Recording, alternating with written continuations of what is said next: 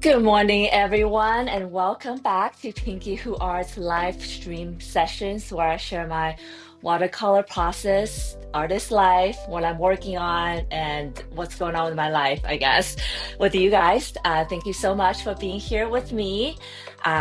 Sorry for being a little late. I guess it's not too late because my power went out maybe about 20 minutes ago and I was having a kind of panic moment, but it came back on and I got everything ready. So, for all intents purposes, it's going to be a great day. So, thank you so much for sticking with me, for being here. And hi, Trevor. I see that you said GM. Thank you so much for being here and being patient. Um, so, we had a little, also situation last week where my power my internet went out mid session. But I did finish a painting, which is here in the back. So I'll show you guys in a second. And then today I'm going to work on two more paintings, hopefully. One is something I did start last week. I was going to do last week, but didn't get to. And then one brand new one. I guess without further ado, or if you're here just discovering me, you haven't done so already, don't forget to hit that like and repost and subscribe, follow button, depending on where you're watching this. You'll really help with my channel and my artist journey growth. Um, Great to see you. Yes, Trevor, great to see you too. I was kind of panicking that I won't be able to go live today, so I'm glad we're here. So yeah, let's get started. Oh.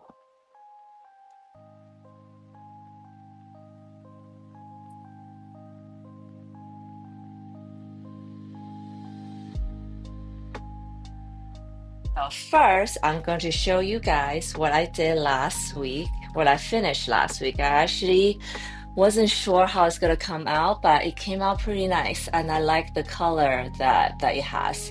I think I did mention that it kind of reminds me of, like a Buddhist temple painting color, kind of browned, but still got that red color. I did painting my little orb beds here, her little antennas touching the flower. You know what that reminds me of?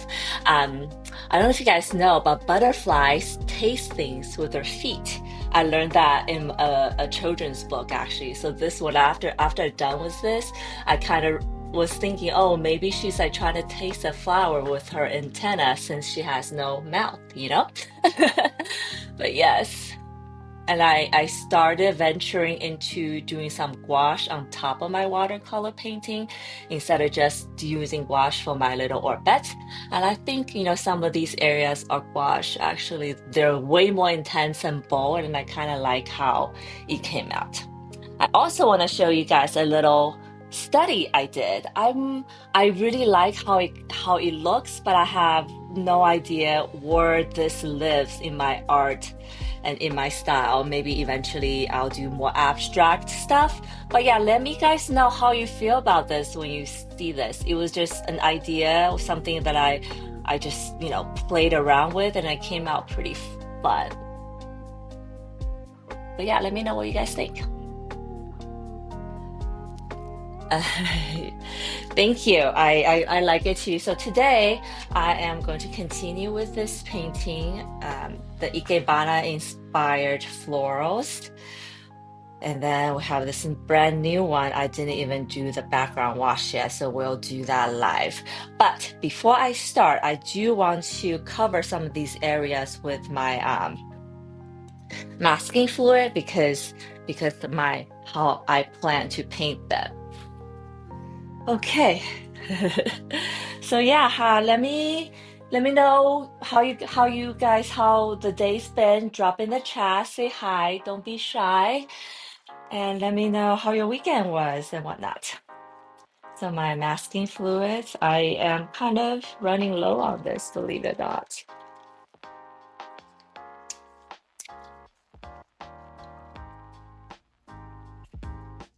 Masking fluid, for those of you watching and don't know what it is, it's really just latex fluid, I found out.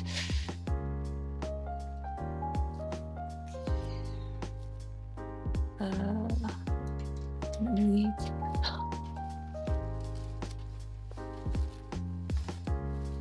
So I guess my morning started crazy because of power outage, but now I'll be good. Now I'll be good.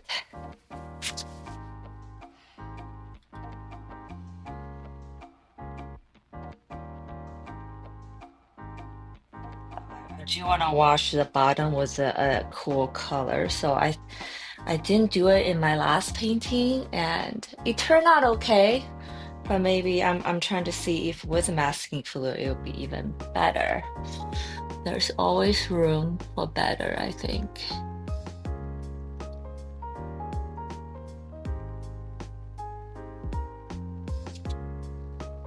I was frantically trying to like message, make a post about the possibility of not be able to go live today, and then as doing that in the middle of it, my power came back on. So that was, I guess I panicked for no reason.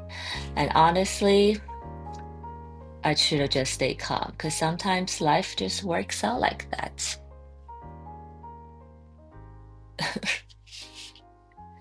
Easier said than done, I know. Okay, I know I will go over my little beds with gouache later, so it will be able to cover it, no problem. But I do want to preserve it because I find that when I sometimes I lose my pencil line, and these are not paintings where I can just do without my pencil lines yet, I guess.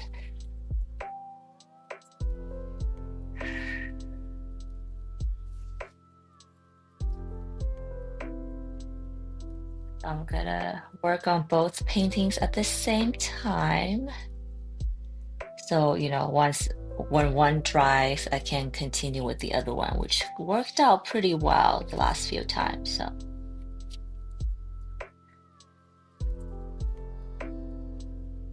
and if you guys have any questions about what I'm doing, concerns, feelings, anything, let me know. Drop in the chat. And hopefully that's all the issues I'm going to have today and this month. And I can just work on some art without having to worry about technical hiccups. Here. I think here's okay. Here's okay. Maybe some here.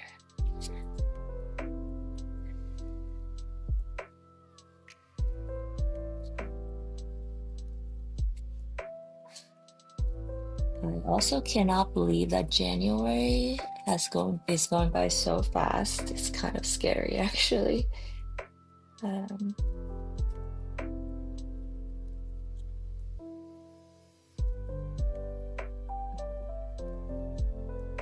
leave that, I think leave this one. So I cover some of these edges with my masking fluid. Should be good. And then I want to do that here right now.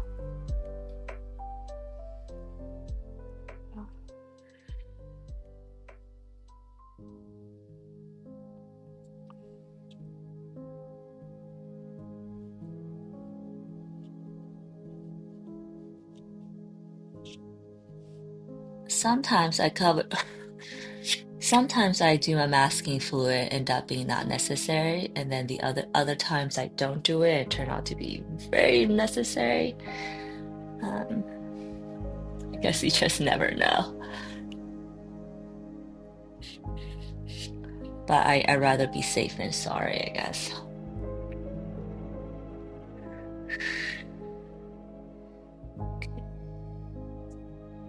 Glad. Yes, me too. I was like, not again. I feel like I've been having so much issues with live streaming, due to no one's fault except for my own and just life, I guess. I was like, is the universe trying to send me a sign? What's going on?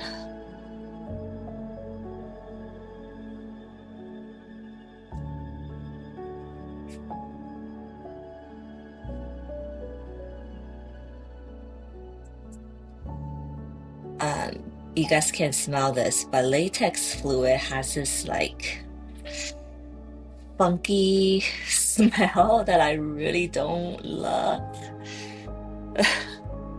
But once it dries, that smell goes away. And I feel like I'm using a lot of it right now, so the smell's pretty prominent. And if you guys, and let me know if you guys have tried masking fluid yourself. What's your feeling? I actually learned to use masking fluid, or got brave enough to use masking fluid because of someone in live stream encouraged me. Okay.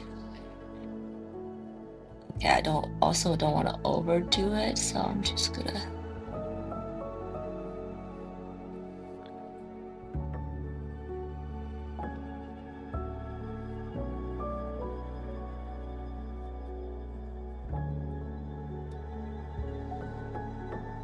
I know this part's not so exciting yet, but I'll get you. It will get there.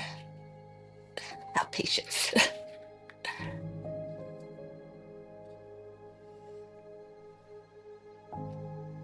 Oops.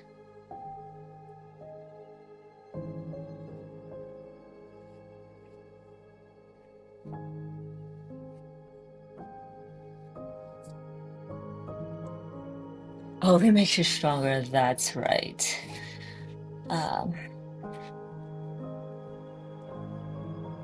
Certainly feels resilient, I guess.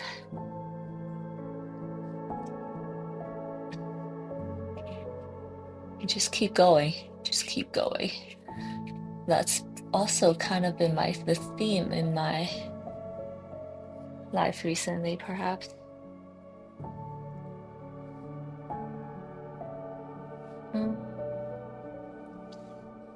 guess I don't really need to do these here. Okay. Okay, I think that's good. Maybe this thing here. I'm already looking forward to peel these off, actually. Okay, so we're gonna let these dry here. And then let's start this painting right now.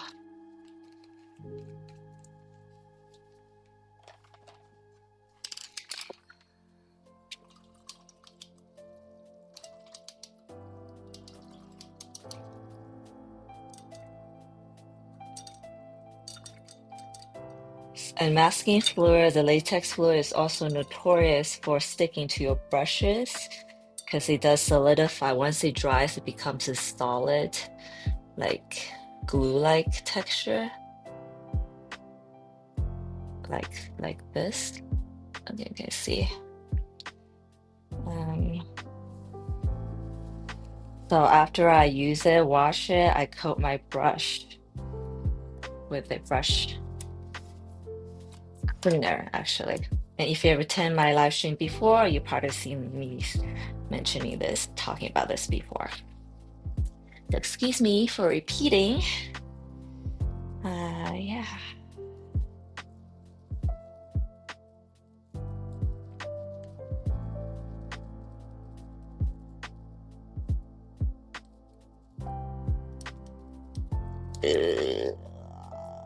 Okay. Okay, it's nice and coated. I'm gonna leave it alone now.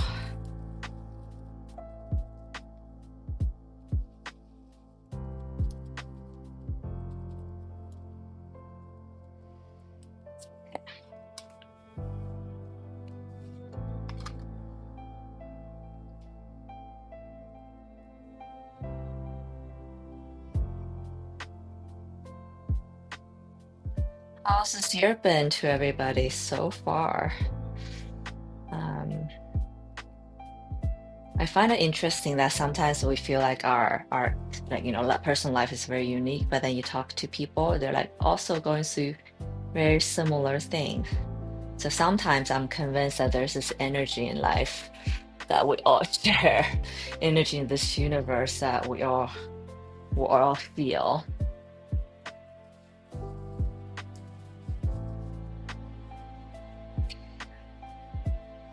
I'm going to paint bravely today. Do this. Okay. Should we use this brush?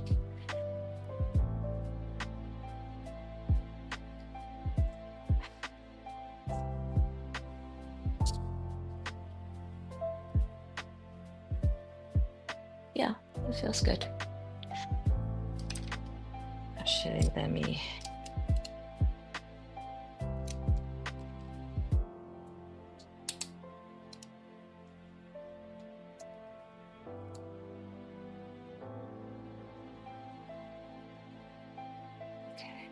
So you see that all the background's covered in this mustard yellow ochre color. So I want to do a cool like brown gray wash at the bottom, and the flowers are gonna be pink today, as I've decided.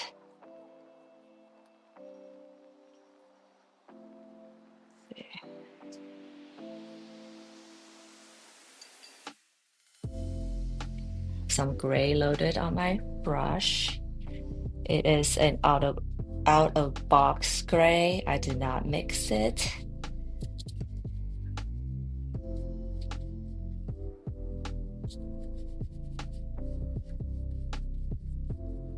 Does have a bit of white in it, which I don't think I mind.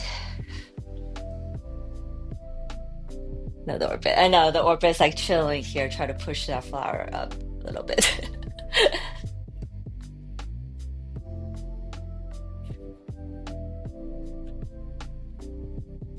My orbits always make me chuckle a little bit, actually, when I talk about them. I hope they make you feel the same. Blend this in.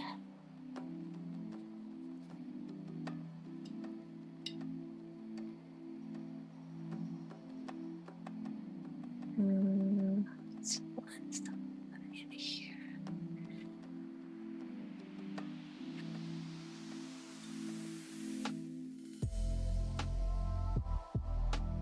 The reason I wanted to like cool the bottom down, because I look at my last painting, it was a very warm color, right? Which is good, which is fine. So that's why, but I wanted to just experiment with something a little different today, I guess.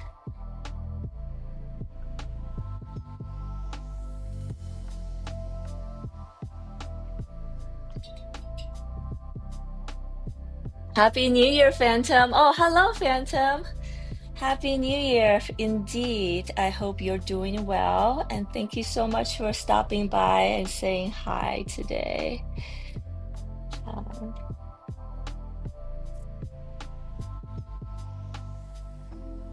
How's your New Year been so far?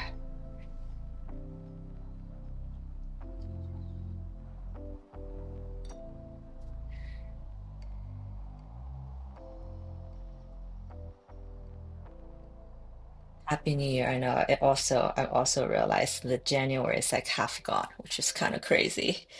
I think about I only have 11 months left this year to do the things I want to do. Maybe that's not the right mindset to start out the new year with. Also, this year, my goal with my watercolors to paint more freely. I think that shows proficiency in the medium when you can paint freely. And I do also realize that that's like an expectation I'm putting on myself. Another person might think complete the opposite. Start off with a lot of work, which is good. Oh, that's awesome. That's good to hear. I started this year off with a lot of questions, for the better or worse. Okay, I'm gonna introduce a little bit of teal color now.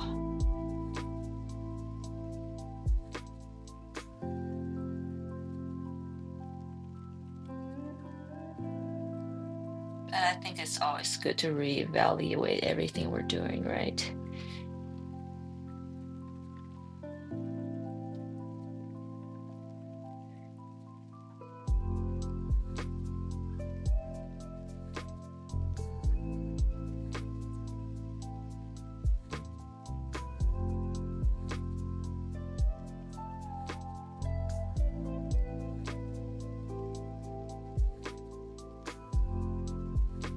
the canvas still pretty wet, so I'm still very much doing a wet on wet thing right now. Drop, drop, drop, drop. Okay, maybe some here.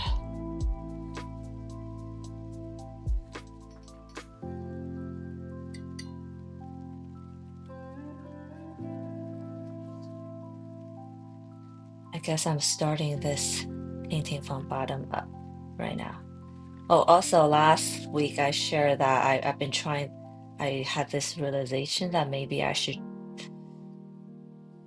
I feel like I explained this so much better last year, but last time, but I realized that I've been, with watercolor, you want to go from light to dark. However, I also learned this principle of painting from focal point out. But then when it comes to watercolor, the focal point is usually the darker area, which is it's kind of in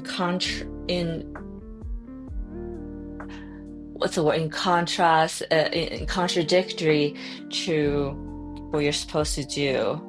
So I just thought, hey, maybe I'll paint from outside in, like paint the background, which should be the lightest part, slowly going inside into the center when it's more saturated. And that's kind of how I painted the painting you see on the wall here, which I think it turned out okay. So today I'm going to continue with that. And then I was even daring enough to add some gouache on top of my watercolor paint, which I love actually. So I think I'm going to do more of that.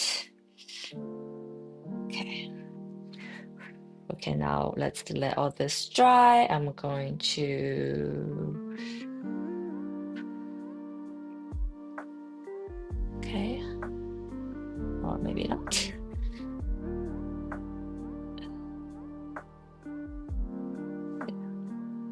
Let's do some here. And then after this part's done, I'm going to start with the flowers. Also from outside in to light to dark.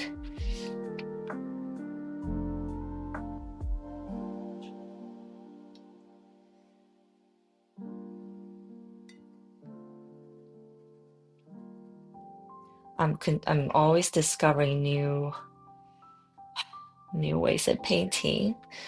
I guess that's not abnormal. I think that's why art is fun, right? Because you always there's something new you can work on. Let's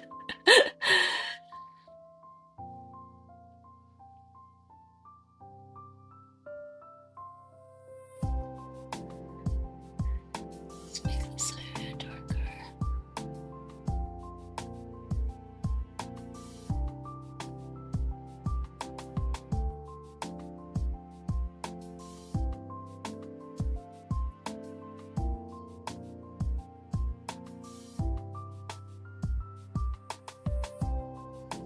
But doing that abstract painting that I showed you earlier really kind of inspired me. I'm not sure where that will end. Yeah, this inspiration, but something's happening. Something's churning in my head. Okay. So I cool the bottom down with some teal. Maybe a little bit more teal. Now that's drying. It's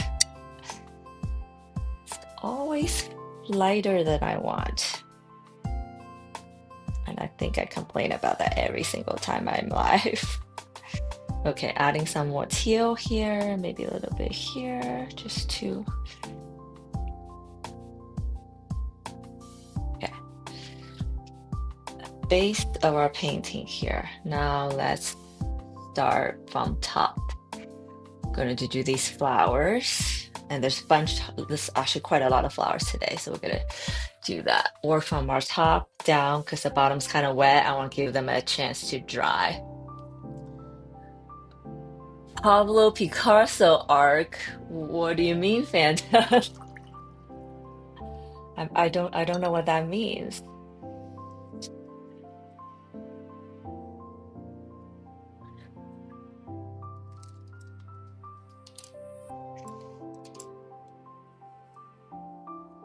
I'm gonna use this round brush. Okay. sounds interesting though. Probably becomes of art. Okay.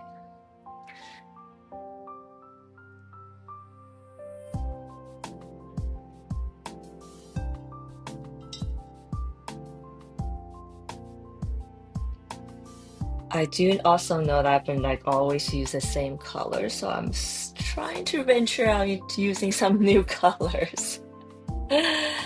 I don't know if you got Phantom or whoever's watching, if you do art, you find yourself in that situation, you kind of, gravitate towards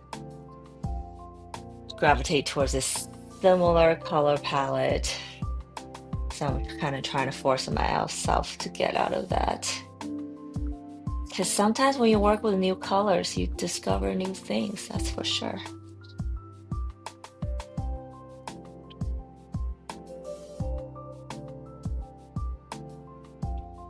You're going to start making more abstract work. Oh, I'm not even denying that because I think you might be right. But why? I guess what made you think that, Phantom? But yeah, I think you might be right actually. But hopefully it doesn't end up being abstract slob. You know what I mean?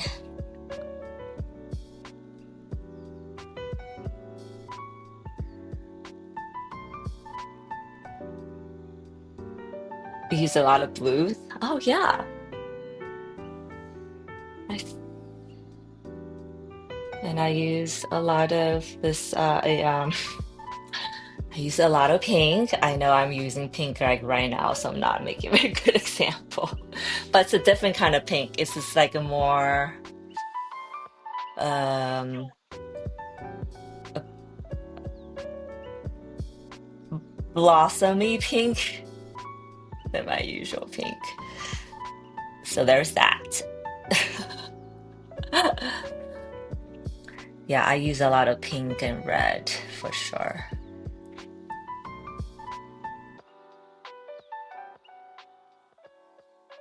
Also, you guys noticed today, I'm really trying hard to just like like Phantom said, paint more abstractly, just using as few strokes as possible and kind of let the watercolor ink paint do its thing. But I always get myself in trouble when I don't let it dry fast enough. Are you usually a blue person, Phantom? I mean, I think you guys can guess, if I'm a pink person or not.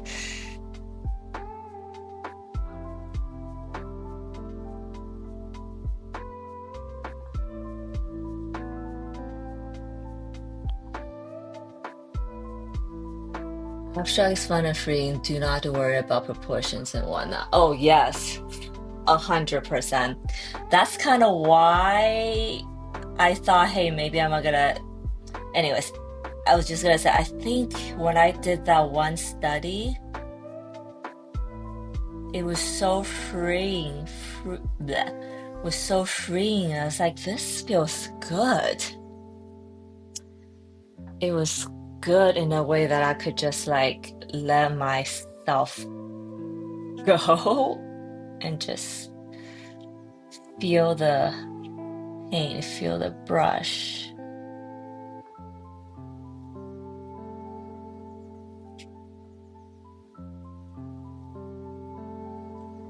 But I also don't just want to completely go abstract. So I think for me, the sweet spot might be finding abstract, how to incorporate abstract methods to my surreal paintings, if that makes sense. And I guess that's the study and the work I have to do now. I'm waiting for some breakthrough there. We'll see what happens.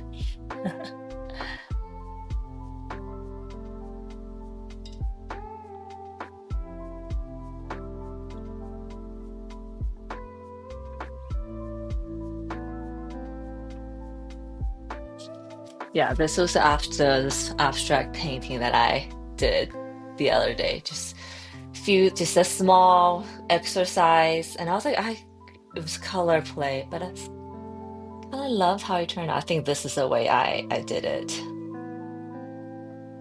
Yeah, you can interpret it in so many ways, which was kind of the fun part.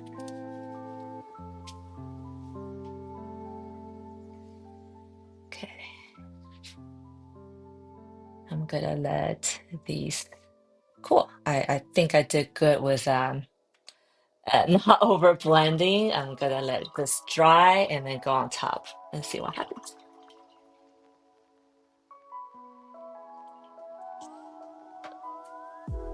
You can do whatever one is free. That's so freeing and also kind of freeing for me to hear.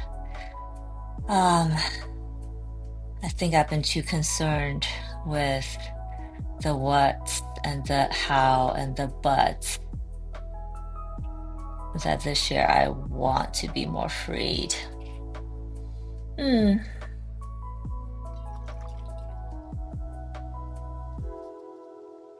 You gotta let that dry.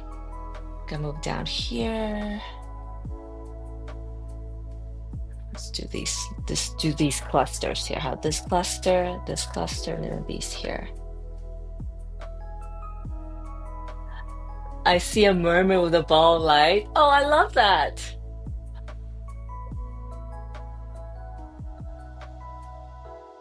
Oh, I see that. I can see that. Yes. See, isn't that so fun though? Like everyone can see it. I think everyone will interpret it differently. And oh, is this dry? I should part of this dry. Like everyone will interpret. Never mind. This is still kind of wet, and I don't want to peel the masking fluid off when it's still wet. So let's work on this part, which I know I didn't do any masking fluid. This and this. Okay. Um, yeah, I was saying that it is awesome because then we all can interpret slightly differently, and that's a fun part.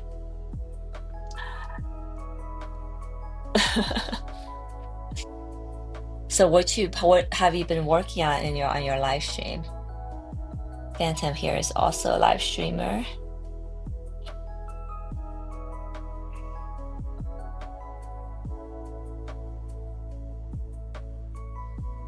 Also saw someone doing this, like lotus secondary color. Oh, okay.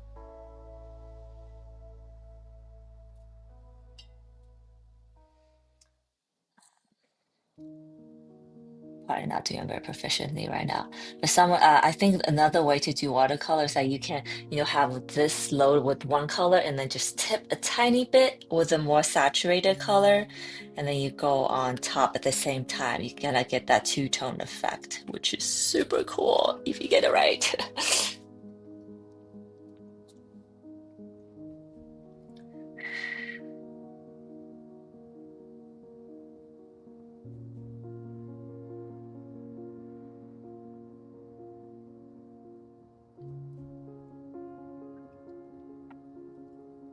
I haven't been streaming as much because I've been busy with work. But you've been challenge yourself with doing every day. I think that's amazing. That's more than I don't draw a paint every day for sure, and I think it's to my detriment that I do that. So that's awesome.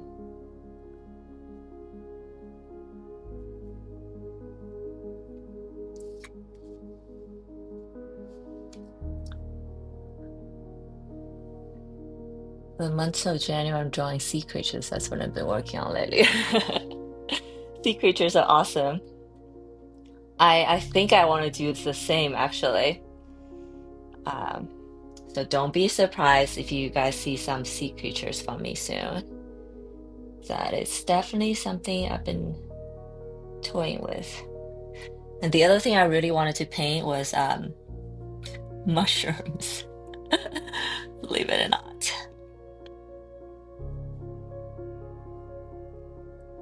So, all coming soon into my art, for the better or worse. How do I mix a dustier pink?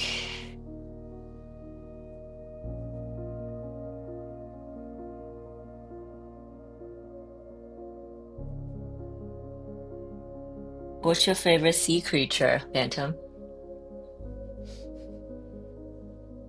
If you have one.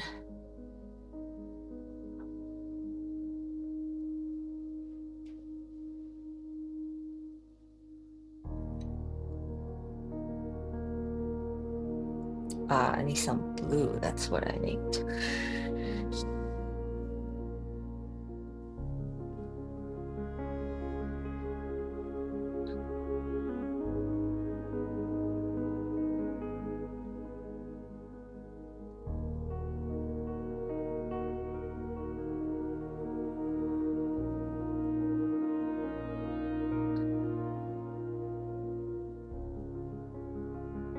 Sharks. Any particular reason or just because they're just awesome and powerful? Mine is actually jellyfish, which is like, I feel like the polar opposite of what you just said. But yes, I am fascinated by jellyfish. Did you know that they're one of the oldest creatures on Earth, ancient and still alive? So something they did right in the evolutionary process, so they're still the same. Or I guess you could say the opposite. They couldn't, or they didn't need to adapt just yet. I love jellyfish because of the fluid motions they have, the translucentness. And if you look at my art, it's like my art is very dreamy and soft and organic. So I guess it's not hard for you to guess or it's not hard to see that jellyfish is my favorite sea creature. Just really makes sense. They just look cool. Hey, I get that. But I bet there's probably some deeper reasons that you're drawn to it. Maybe it's a power. Who knows? But yes, jellyfish is my just, everyone share here.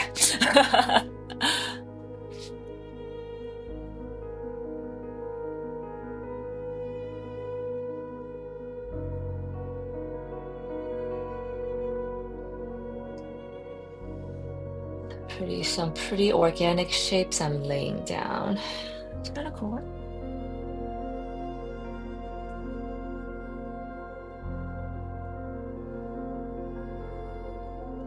Moon jellies are cool. Are they the like really okay? I'm not like an expert jellyfish names, but I think those are like the big ones with the like really pretty edges. I want to say.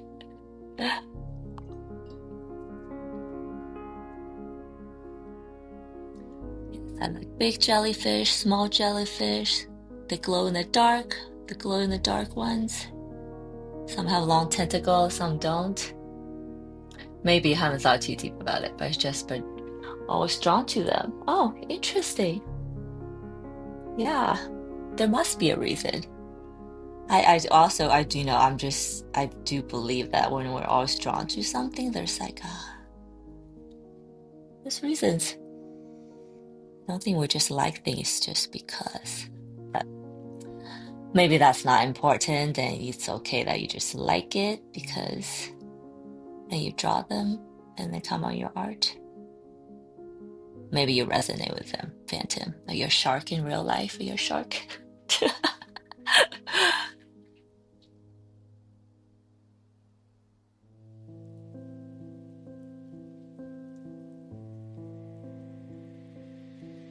You're so nice though. I don't see that you're a shark kind of persona. Okay. Very light right now, and I don't even mind. Um,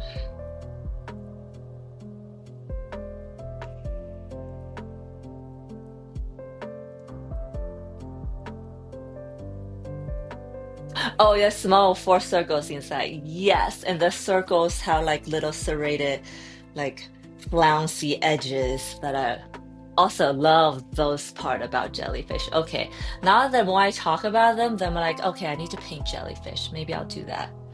Oh, there's just so much I want to paint. No time. Maybe I need to do more painting so I can get all these out of my head before they're too late. Hmm. Oh yeah.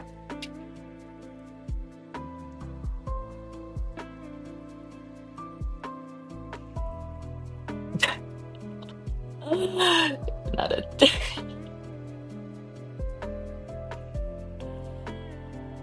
Phantom. I feel like, I feel like that's probably a good thing because deep thinker means you overthink, also means you don't do enough, also means bad results. So I do admire that you just do things without thinking too much about it because sometimes thinking just doesn't do anything besides slowing you down. That's what I also realized this year. Don't overthink, just do. Also, Nike's model, probably for a reason.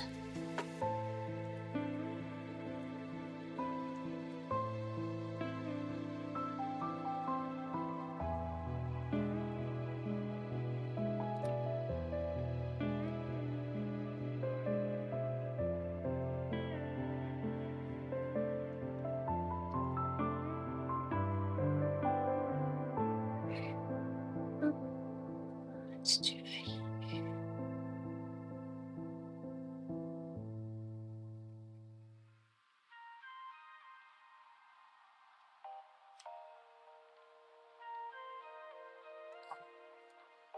Oh, there is some little masking fluid there that I didn't see. Shoot.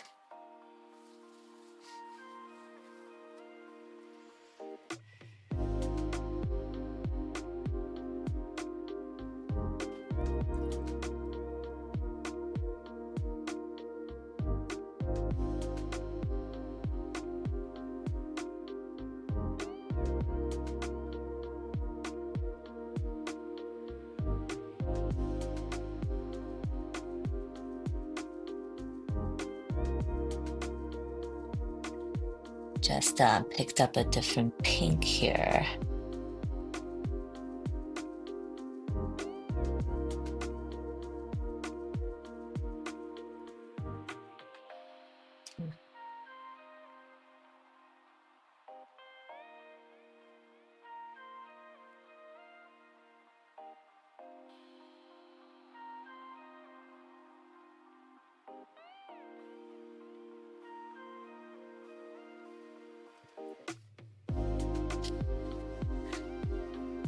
That's what I get that's what I get from your art. Technical, nostalgic, deep meaning behind it. Oh, that's so kind of you to say. I will take that because that is kind of my intent, to be methodical, well, technically, I want to get better technically, so I'm always like thinking about how I can do things better. So no apologies there. But the meaning, I'm also realizing like ah, maybe my meaning of things is not what other people care about. And maybe I need to zoom back a little and see, kind of do a study of our society, maybe.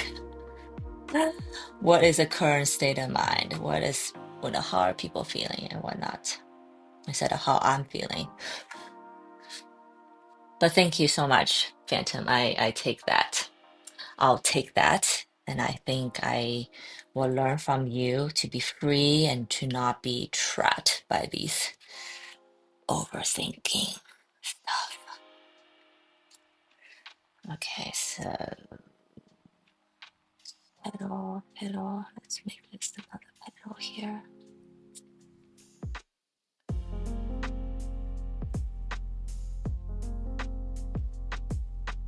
wasn't a very good student, right, in school. And you heard this thing saying, they're saying that like the A student works for the B student, who works for the C student who owns a company, basically. So free is good. Okay, so I'd lay down the first layer on all these flowers here now. First layer, and you can notice I'm being very on purposely not overworking anything, and I'm proud of myself for sticking to that. And I'm gonna peel off these masking fluid here now.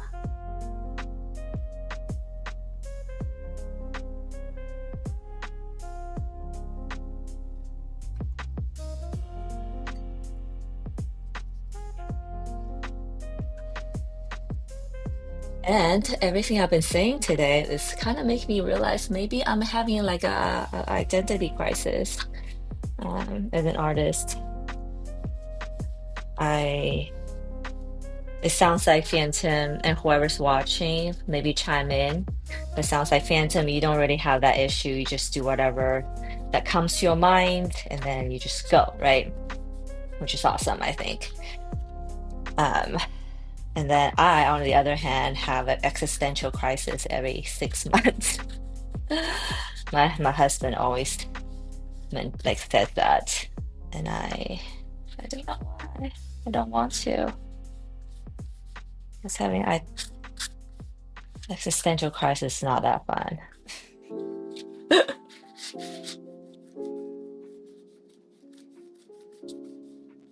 You know, what's also funny, I think sometimes I tell myself some things, right? But when I'm live streaming, I'm literally painting and just like word vomiting a lot of times.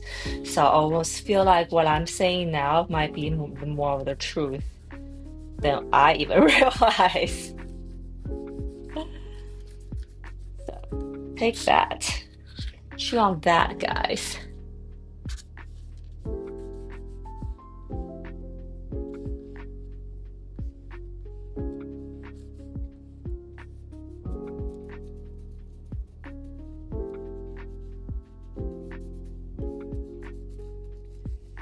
I am peeling this off,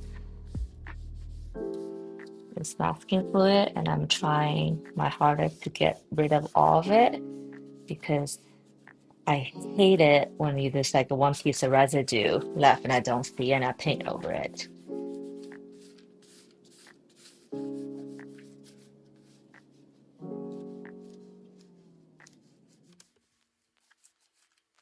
Just draw. I know, I think that's great. I think I mean, literally, that's what being an artist, a creator is all about, right? First, you just gotta do the work. Then you figure out, I don't know, I'm gonna start throwing business words like the marketing, the goal, the story, blah, blah, blah. Um, I don't love thinking about these things, but it's also very necessary. I peeled off all my masking fluid except for my little orbit. I'm gonna do that last. Ooh, three colors. Okay.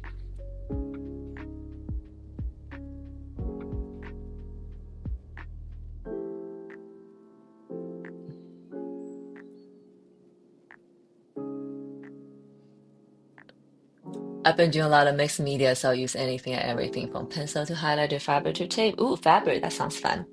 And honestly, Phantom, I think that is like the trend at the moment is mixed media, these more tactile mediums that AI cannot copy or just cannot create. I think people are just sick of AI images now, and the whole art world is kind of gravitating towards something that's more like primitive, but not actually primitive, but just more tactile, more less polished, shall we say? Because we know that AI can do polished stuff, no problem, and great for that. Great for that.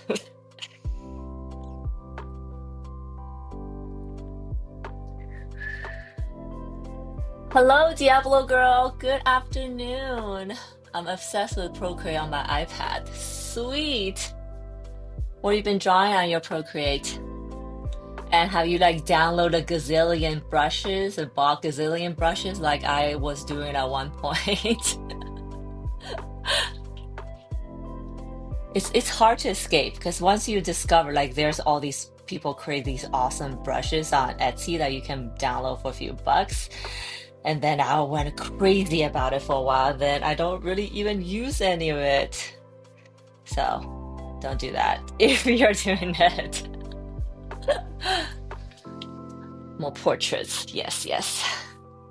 I think last time I remember, vaguely remember you saying that you're studying portraits right now. And we talked about skin colors and whatnot.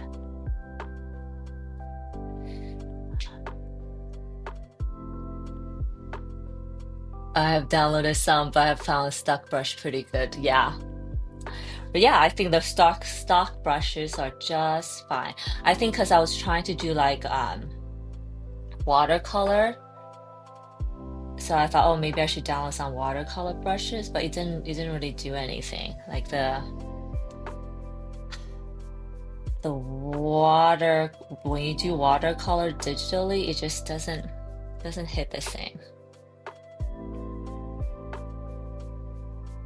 So hence I went back to watercolor on paper, and now I've kind of built my whole art process around it now.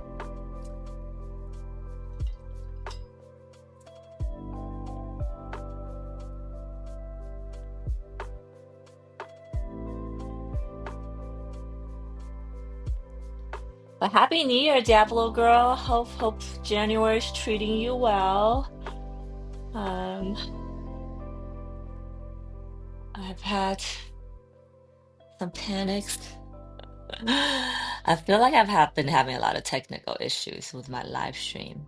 Like today, my power went out right like 30 minutes before I was about to go live, and I was like, okay. So I just sat on the ground. I just like dropped myself on the ground, and I was like, take a deep breath. Now what?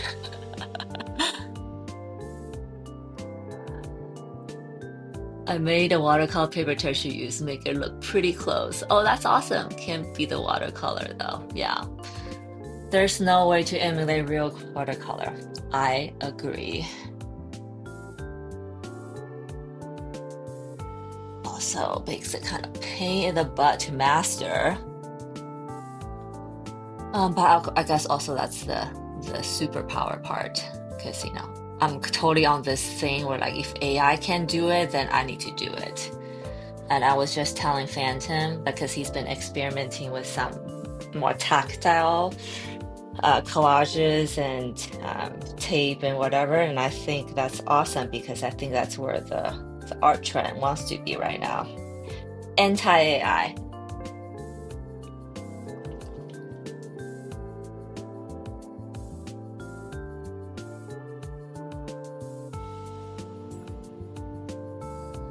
So lately I've been thinking about this. I don't know what I was doing. I was talking to ChatGPT about doing some research, and this word dopamine decor showed up in the research, and I've kind of been obsessed with it. Because I realized like I love aesthetics, because if you look around my house, everything I have is kind of, without knowing that it's kind of in that category of things. Dopamine decor. So I feel like I need to incorporate that into my art somehow. So you guys might be seeing some brighter stuff from me soon. I'm still doing this floral series. I'm doing pretty muted, but I do notice my colors are getting brighter and brighter from my Preserve Me series, from which it was pretty muted and neutral. I feel like it, now that I looked at the whole collection together. But yeah, I don't follow trends. I set them. Oh, yes, you do, Phantom. Yes, you do. I think sometimes that's the best. Because trend, but because you know what? Guess what? Trends are created by human beings. if there's not people like you out there creating trends, then how are these trend predicting services, you know, have work to do? They will be lost. Trends are created by people. Some other people follow it, sure, but they had to come from somewhere, right? Okay.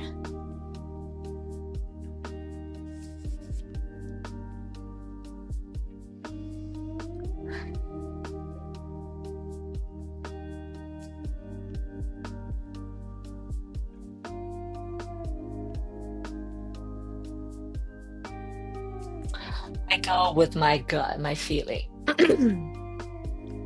Oh, hello, Vanessa. Happy Wednesday. Thank you so much for stopping by. Hope Happy New Year. Hope your week has been going well. I was just telling everybody I had a little, panic attack earlier because my power went out, but we're back now, back and stronger. And then we're just talking about following trends and not following trends. And why did we start talking about that? Let me look back on my chat. Oh, yeah. Because Benton told me that he's been playing with a lot of mixed media stuff with, tape, fabric, whatever. And I told him that that's kind of what's going on with the art market, art trends. Very tactical, collage, anti-AI kind of aesthetics. And then we start talking about trends and how he sets trends. He's being very humble, but hey, and I said, trends are set by somebody, or trends are created by someone other people follow. So if everybody just follow everyone else, and then we won't have trends to be speaking of.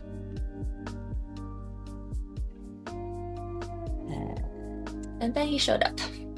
And then what I was saying, I was saying that for me, I look at trends for sure because I used to be a shoe designer, and I'm very much used to be driven by trend right now. Used to be driven by trend. Right now, I want to be driven by trend, but I haven't figured out how to with my art. And then lastly, I was gonna share that I think for me, I go with my gut feelings. It might be things I consume, videos I watch, things I read, but then my gut will tell me I need to go here and there, and then I go with it. I don't. If it's completely against trend, so be it. And if it's with a trend, awesome as well.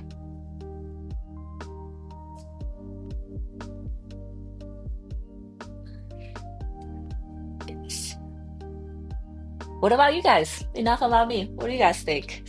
Phantom said that he go with what he feels like, so he creates trends, which is so awesome. I know that Diablo girl's working on some portraits, probably not following any trends. Seems like it's something that she's studying and wants to get better at. Yeah, Vanessa, what you been playing with? Has all your family left town, went back to Australia? I'm sure it's bittersweet.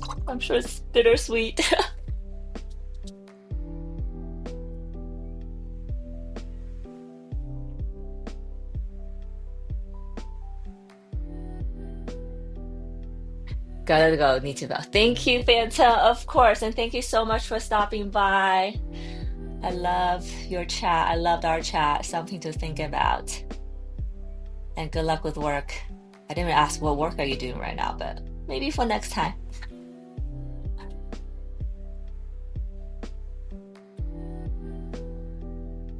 Currently, my work has been, well, besides making art, I am revamping kind of my Etsy shop, and it's so much work. So I've been doing a lot of that.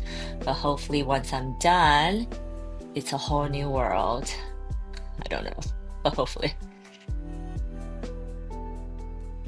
I dabble back and forth. I see trend, I try to incorporate into what I like to do. Perfect. That is, I think that is um the the holy grail. I just mentioned that that's something I'm trying to get better at. And I was telling Phantom that I think I'm in my own head too much. Sometimes it's not good.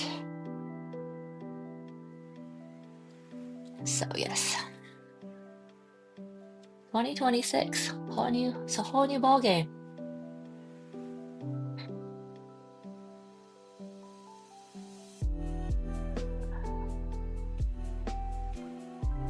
I clean houses with my wife. Oh, that's awesome. Hence, you have a lot of work to do because everybody's like, New Year's, need a new look. And that's cool.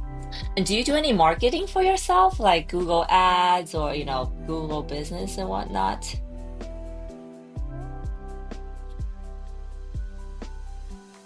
Or you have like clienteles from? And sorry, try to go. We can chat about this next time. I'm curious because my husband's company works with a lot some cleaners, so I was just curious. But okay, I'm gonna remember that. Washed, washed.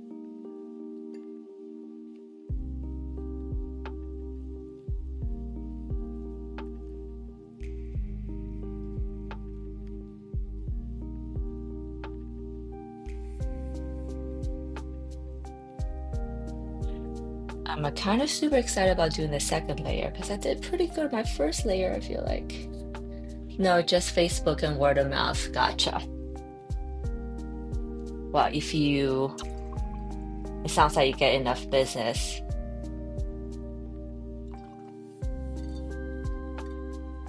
That's awesome. Thank you so much, Phantom, for sharing.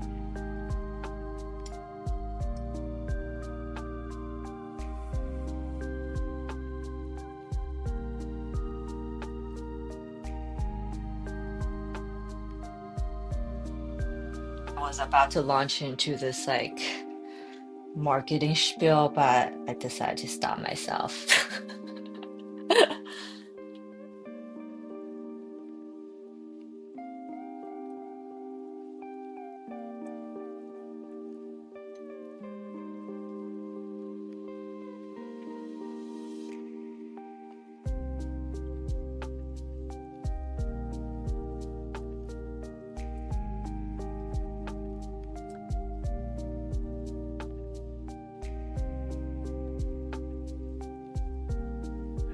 Hi, Phantom.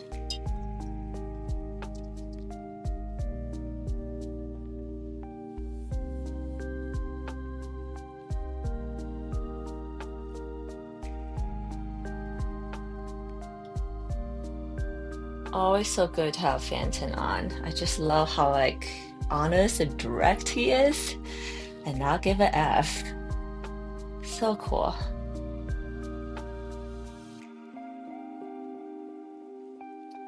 It's like, is this like the women's trap that we always overthink things and overly judge ourselves?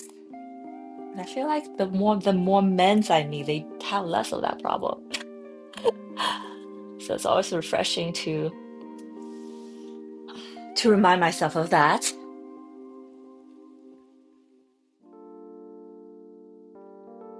So I'm adding some blue into my pink now, effectively kind of made it purple because I feel like it's cooling down at the bottom and I want to do that.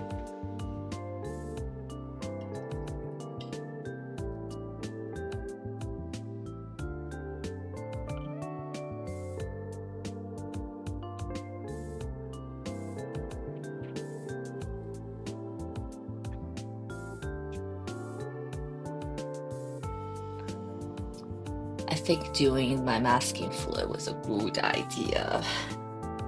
Otherwise, this would be way messier now, I feel like.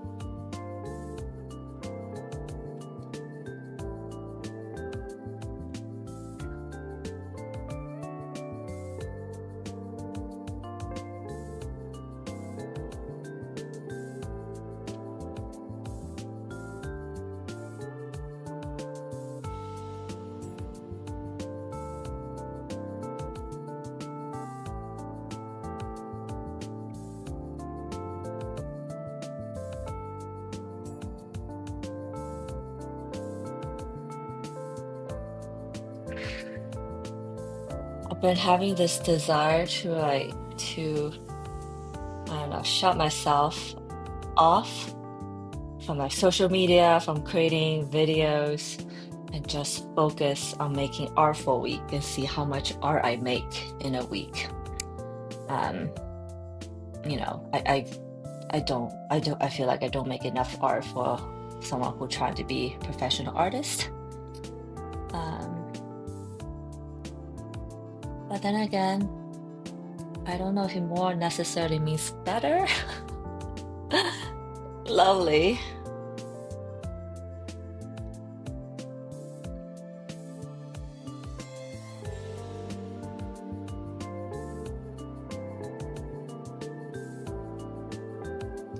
Okay, I think wet on wet. Oh, I love how this flower turned out.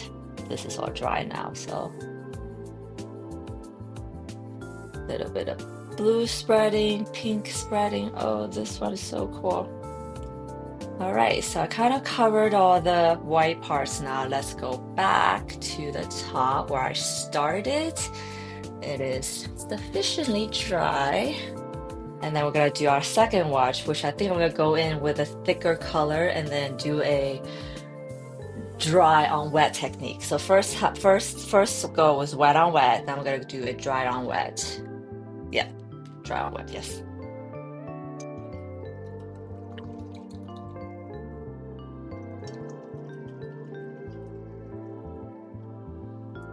Let me move on to a smaller brush. Is this a good oval brush? I've been obsessed with oval brushes, but today I'm kind of feeling going back to round brushes. Because oval brush doesn't quite hold enough water in them. I think for some kind of style it's totally fine, but for today, I maybe not for today.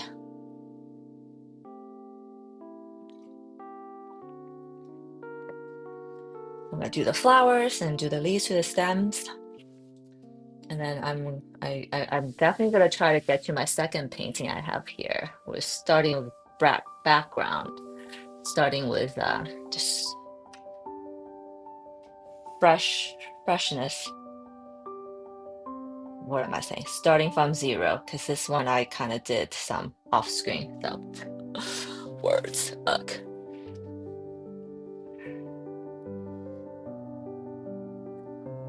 Oh, thank you, Trevor.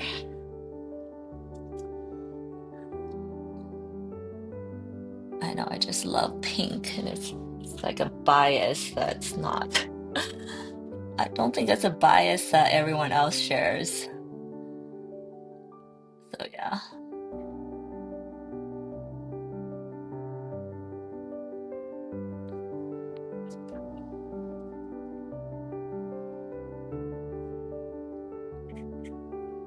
So this is my blender brush. It's clean and it's usually loaded with a little bit of water. I go through the edges and blend it out.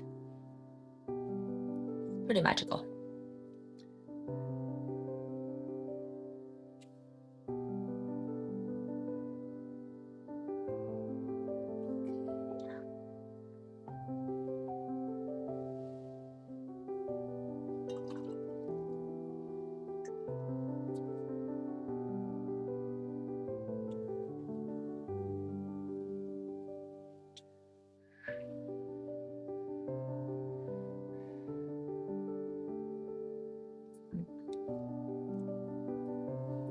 And that's why I think I showed you guys how many at one point. I have like 6 jars of water near me right now.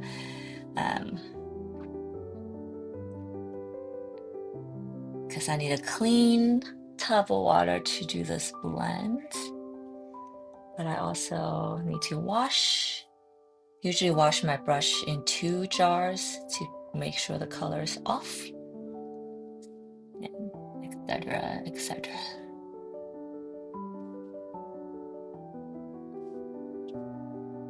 That's cool.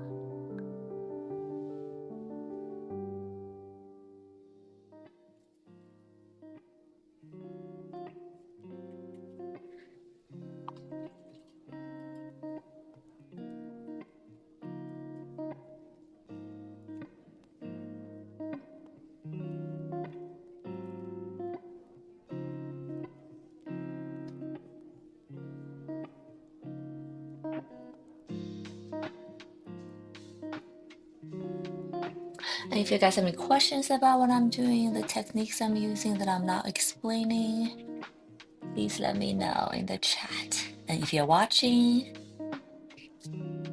drop in, drop by and say hi. If you haven't done so already, I should say. I'm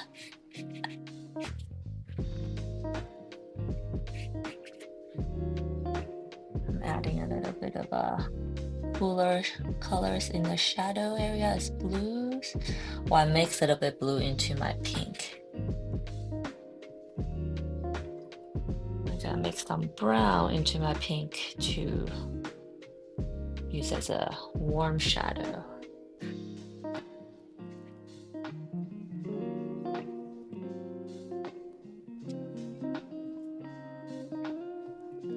And guys, don't forget to hit the like and subscribe button if you haven't done so already. You'll really help. And I do have a VIP mailing list where I share discounts on my art and new happenings. The link is in the description if you're interested. And don't worry, I won't spam you. I actually don't send out enough emails, probably.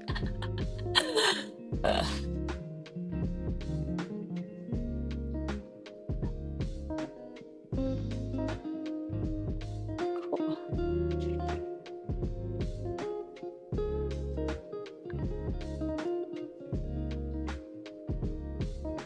So the white here is covered up with this like a pseudo shadow.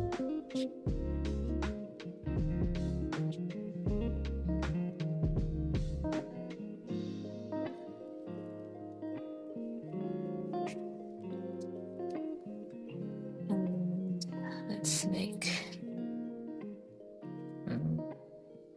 maybe brighter.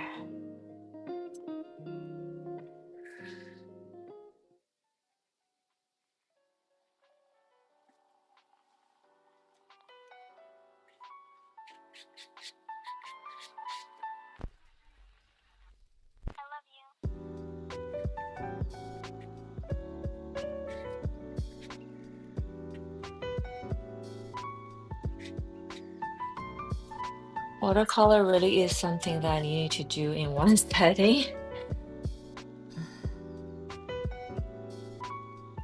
So when I had to do multiple settings, I usually leave areas untouched and I come back for that.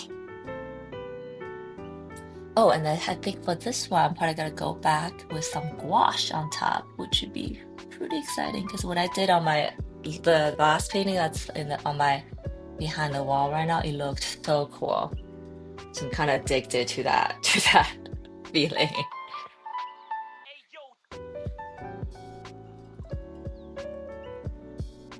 Let's make this part a little bit brighter.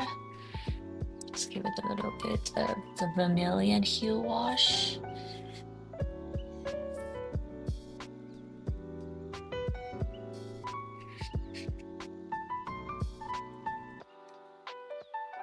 Cool. We did our second wash.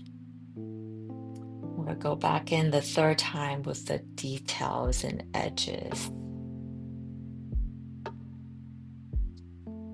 Let's stick with the order we did it, maybe.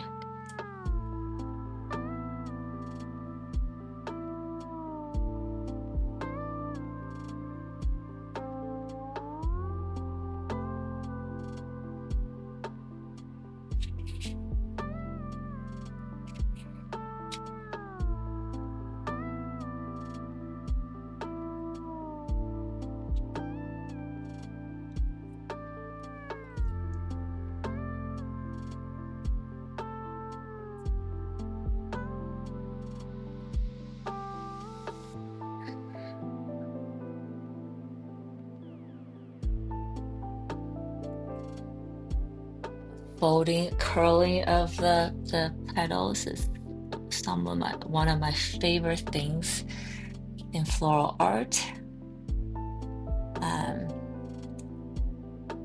Why? I actually don't know. But I think I love drawing them. curling up feel.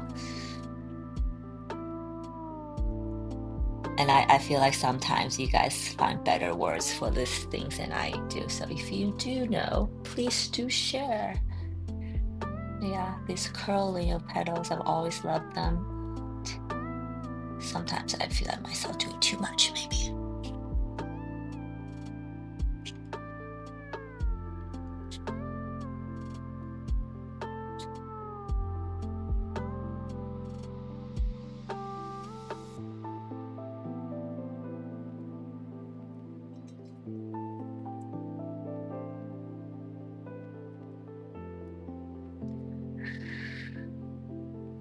This part darker.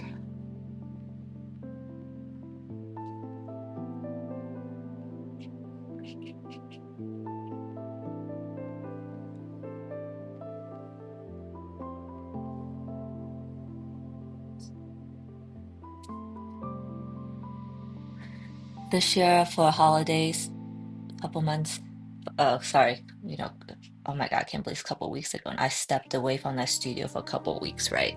And then when I came back, like everything just felt different. I don't know what's going on, and I don't know if that's the power of taking a break, is to get that fresh feeling back. And I think Diablo girl and we talked about the importance of taking a break. I very much didn't want to, but then when I came back, everything felt different. Some good, some things are bad. Well, bad by meaning I'm confused, so I guess it's bad. But I think it's good in the sense that it's making me think harder about my art and who I am as an artist. So at some point, someday, I'm sure it'll make sense to me. Yes, the folds and curls of petal is what gives the flower character and brings it to the character. Boom. I think that's a word. Thank you so much, Vanessa. I knew I can count on you to give me context to my thoughts. Isn't it amazing? Sometimes other people knows our own thoughts better than us ourselves. The character of flowers, the curls, the petals makes them interesting, which is definitely something I'm drawn to. Thank you. Oof. I think I'll leave that just like that.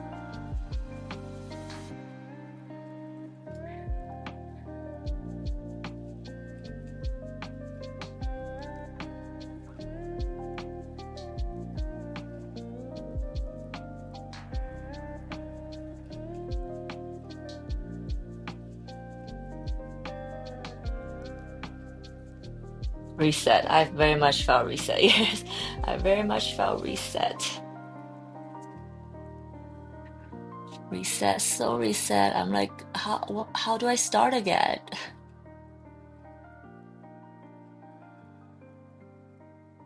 So, that's why lately I've been just painting floral art, something that's not so serious, something pretty to look at, something I did start before I left the studio. So, not giving it too much thought. I'm just going to continue.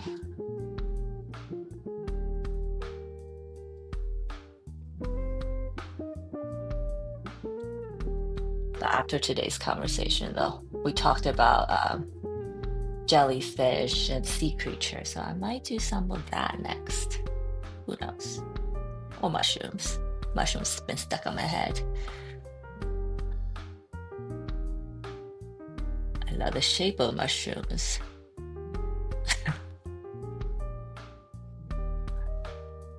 Which I think is a pretty common thing, but yeah, I also don't know why. Sometimes, like Phantom was saying, he's drawn to sharks. Sometimes we just are drawn to things for no reason. We don't need to give a grandiose explanation.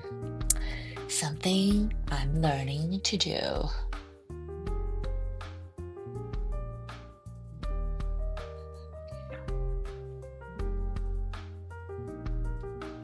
these like cluster, this set of cluster here to me is kind of like the background flowers. I didn't want to bring too much detail into them.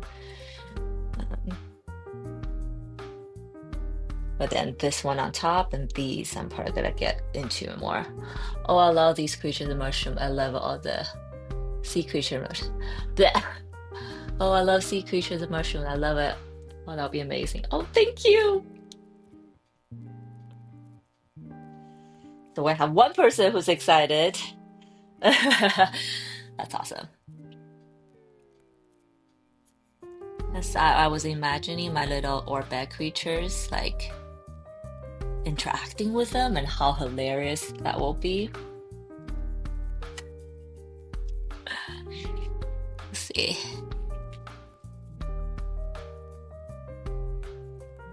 And I shared earlier that my favorite sea creature is jellyfish. I'm an old soul, I guess. What about you guys? Any sea? Danton share he left it, but he shared that was shark. But what about you guys? Trevor, Vanessa, any takers?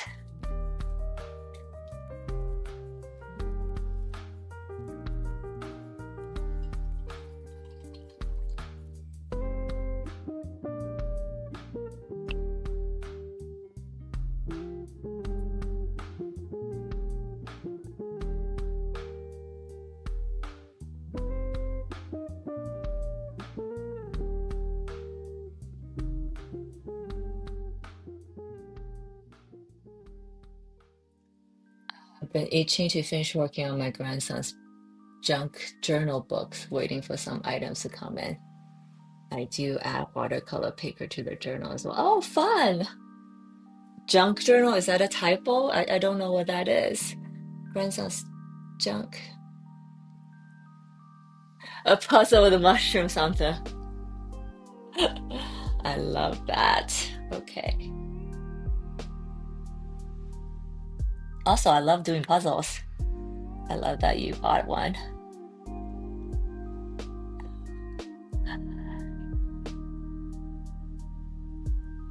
I love doing puzzles with my daughter actually, but she like does it for like 5 minutes and leave. I have to end up finishing it most of the time.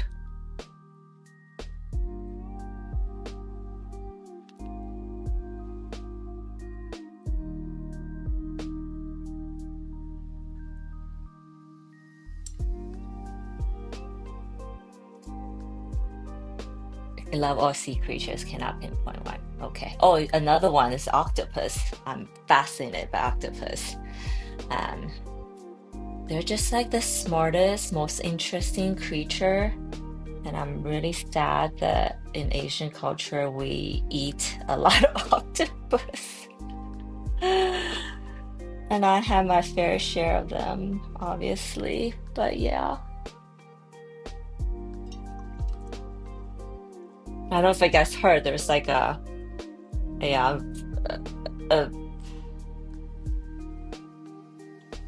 there's like a YouTube account that was this guy was trying to teach an octopus how to play piano underwater. And the process was pretty crazy and it was hilarious. It was amazing. I make books with all different papers and each book has a theme. They can journal in it, apple,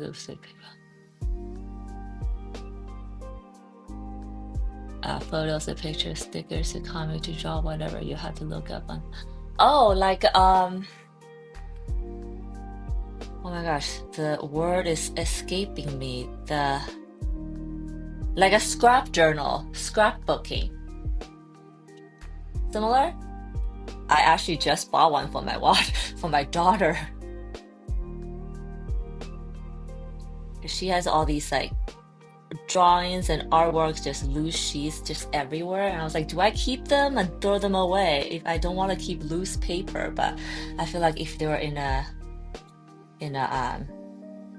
scrapbook, then it's much better for memory keeping and for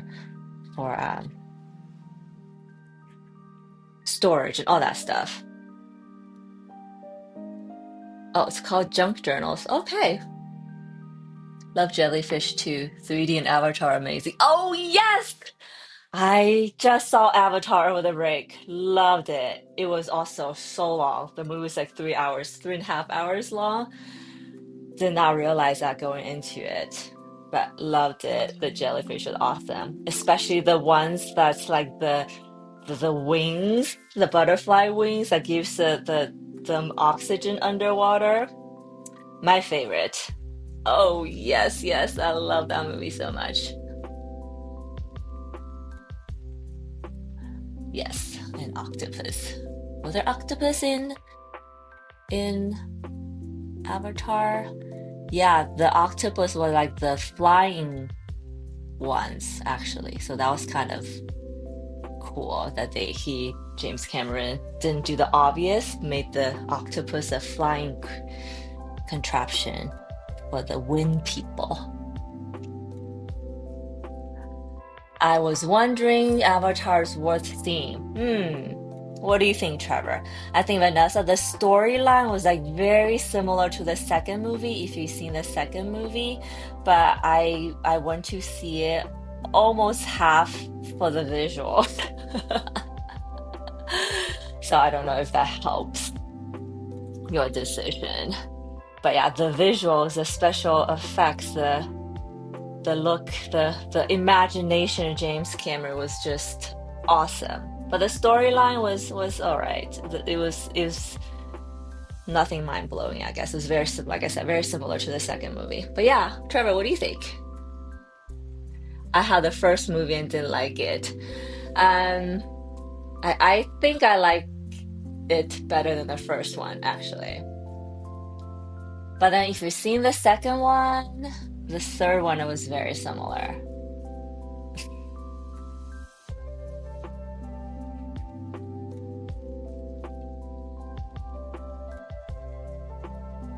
Yeah, I liked it better than the first one, yes.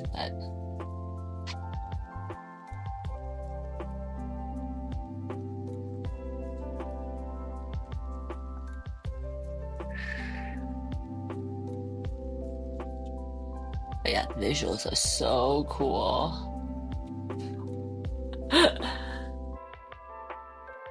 Oh, you haven't seen the latest one. Oh, sorry. I hope I didn't do any spoilers. I didn't think I don't talk about that. But the jellyfish oxygen wings were in the second movie too, so I guess I didn't give anything away.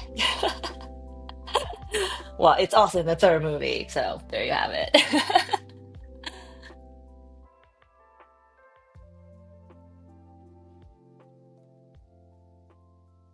Actually, I didn't even know there was a third one until we randomly looked it up. What am I doing?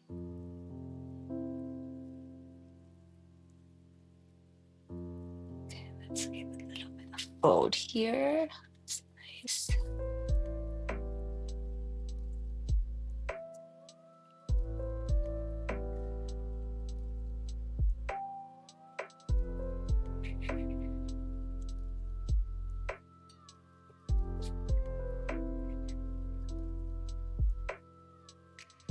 Mm,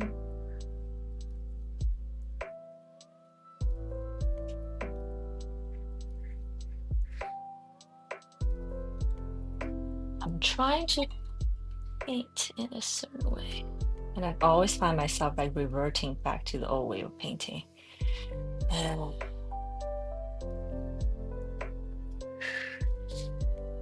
but the first wash was good. I stuck with it. Looking forward to seeing it. Yeah, the visuals are awesome. Let's just say.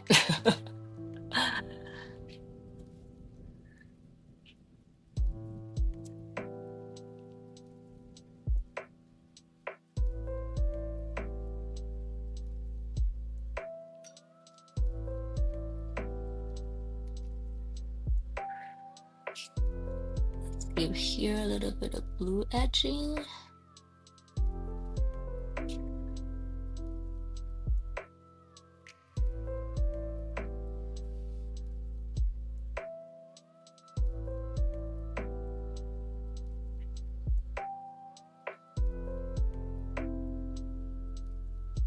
Sounds good, Vanessa. No worries at all. I just really appreciate that you are here at all, actually.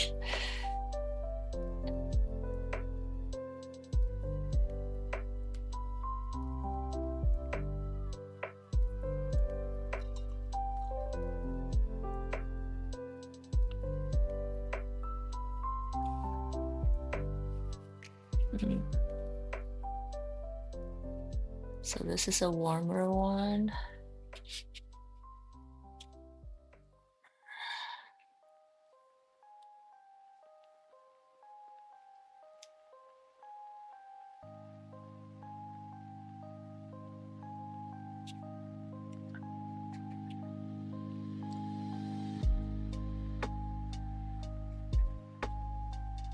I'm trying. Still gotta remind myself to not over blend.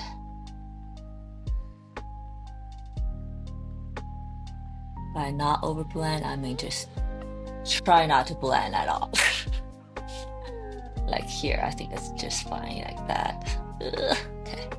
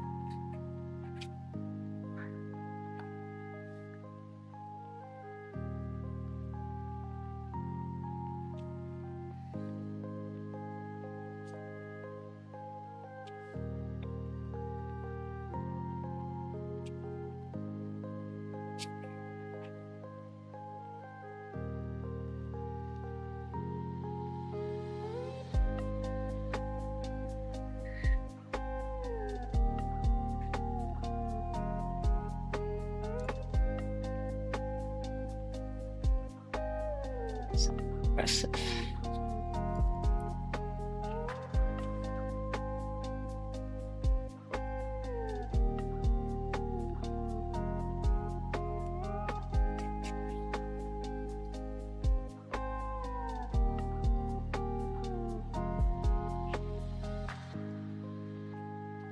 Mm.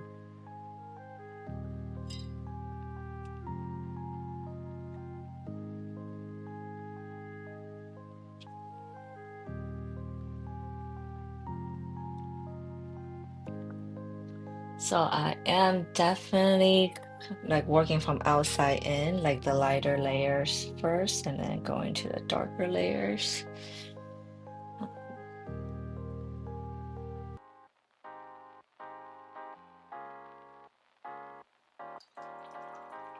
I think that makes my painting a little bit easier too, so that's good.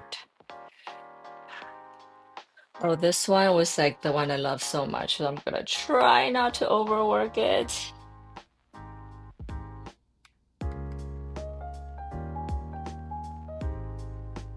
Mm.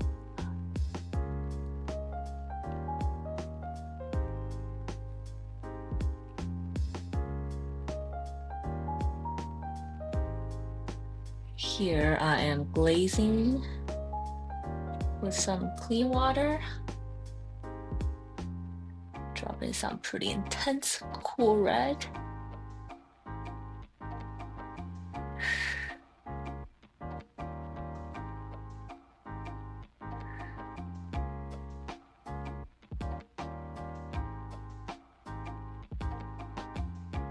Okay, very intense.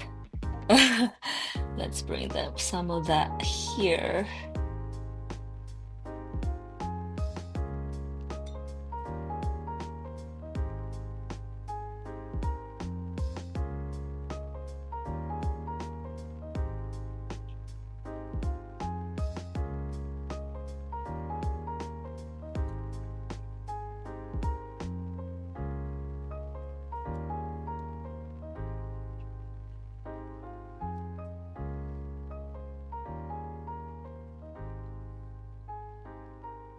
I have to say, I've been enjoying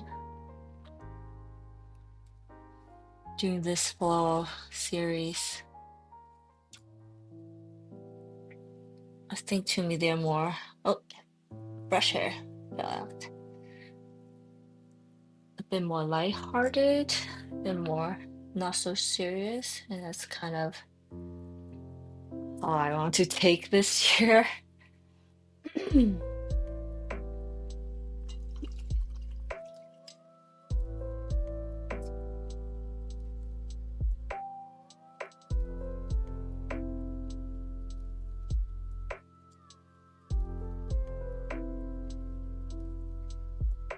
I'm already thinking about what color I want to do then my next one. This one started pink, now it's turning red. I might do red next, actually. I hate to think about art like this, but I do notice that more saturated colors do better on social media. I think they're just more eye-catching. So I guess if I want to get found, get discovered, that's perhaps something I have to think about.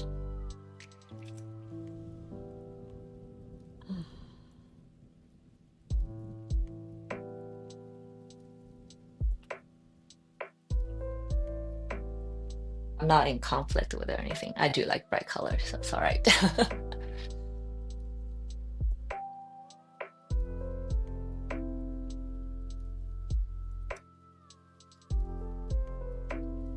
Here, let's drop something here.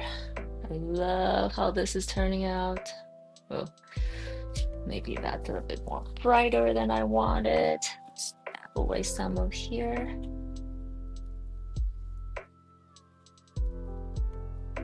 Nice. Okay.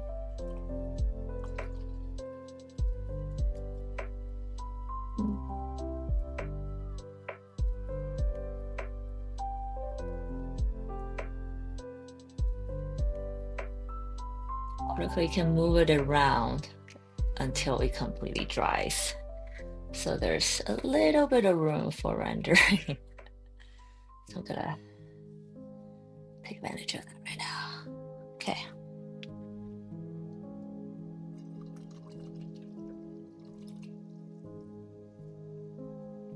I'm gonna let this dry. Go start on my stems now, I think.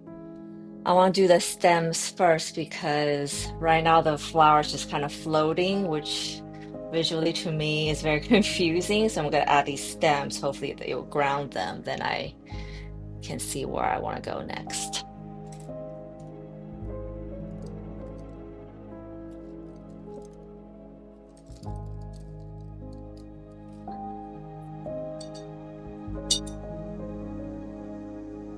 Like the stem today, let's use I'm gonna mix a little bit of dark blue with dark brown. Make it really dark. Is that a good idea? Let's see.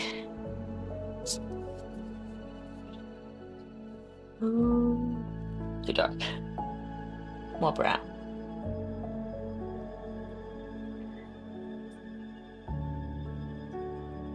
So if you want to mix black without using black, get some burnt umber and add some navy blue. You get a pretty dark color without it being black. Okay, top down. Yes. Okay.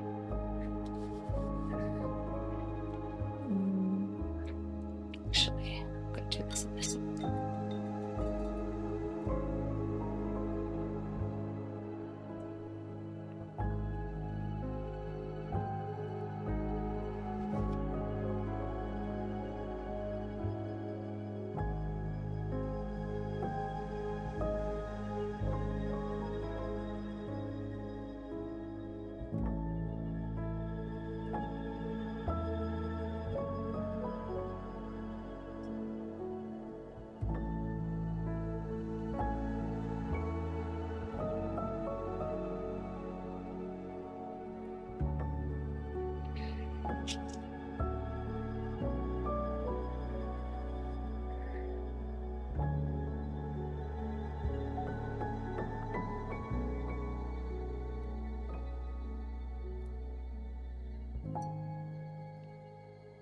adding some water now so that the stems are more faint.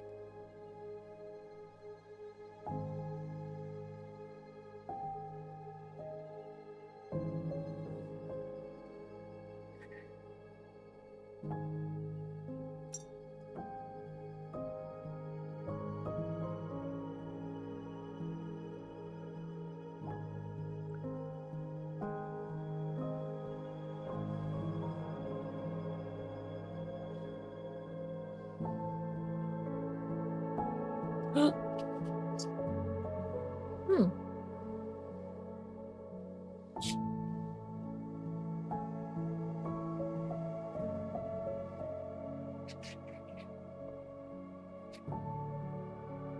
I think I should paint this part.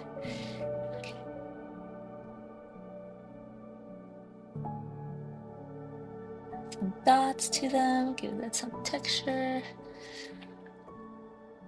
Oh, thank you guys.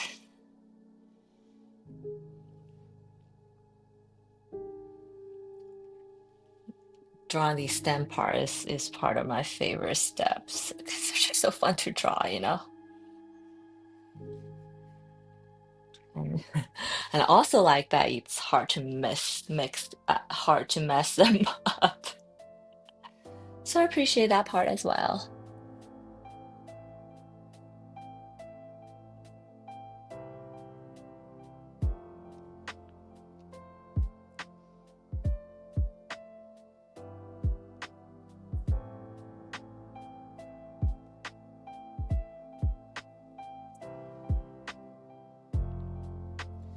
Oh, not enough water.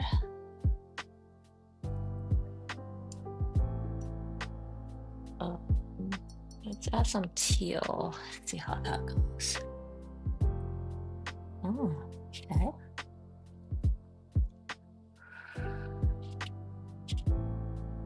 Kind of like it.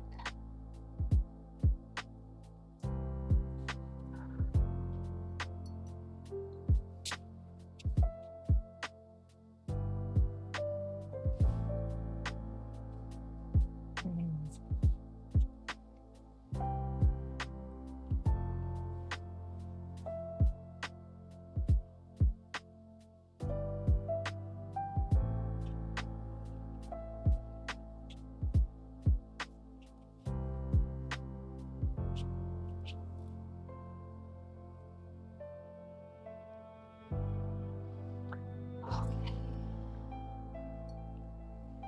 Let's do it here.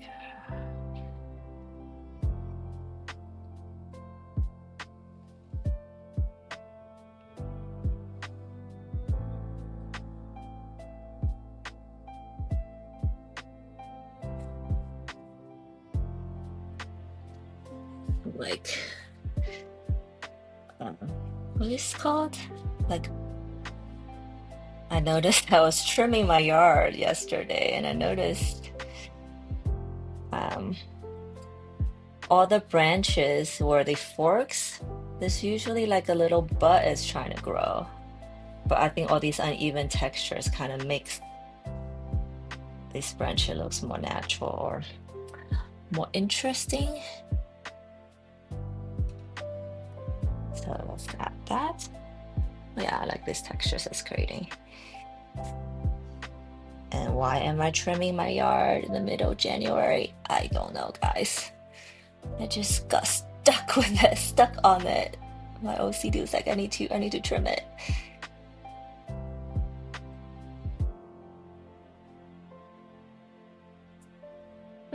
Cool. Da, da, da, da, da.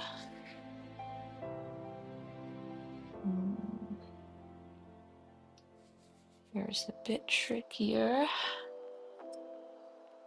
So my Ikebana flow is growing upwards. It's a little bit.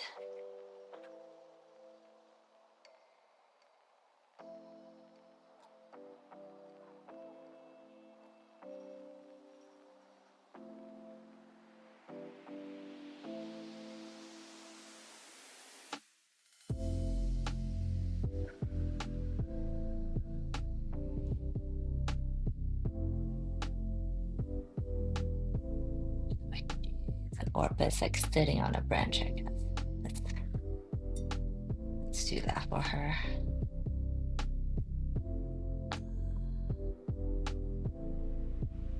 Give it enough weight so it doesn't look weird.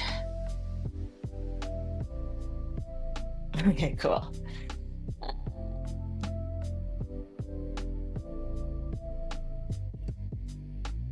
I think I went into that a bit too much. Sounds good, Vanessa. Happy, awesome rest of your day and enjoy walking the dog and making dinner.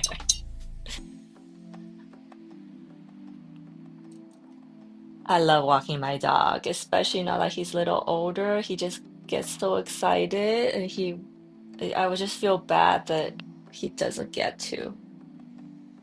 Oh, but yes.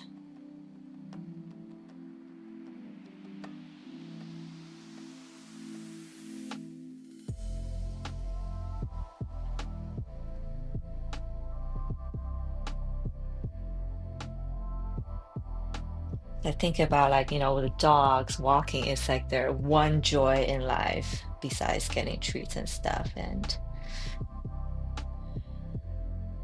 as owners, we really should take care of that need that they have.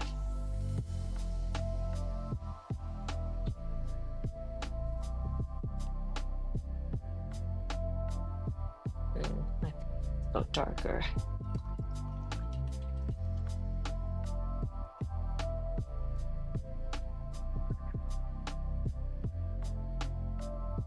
Okay, so branch, good.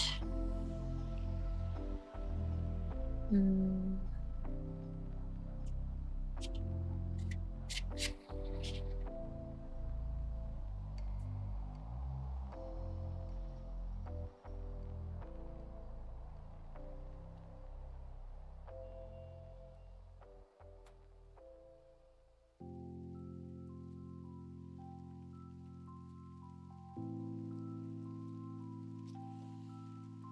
feels like it's coming together.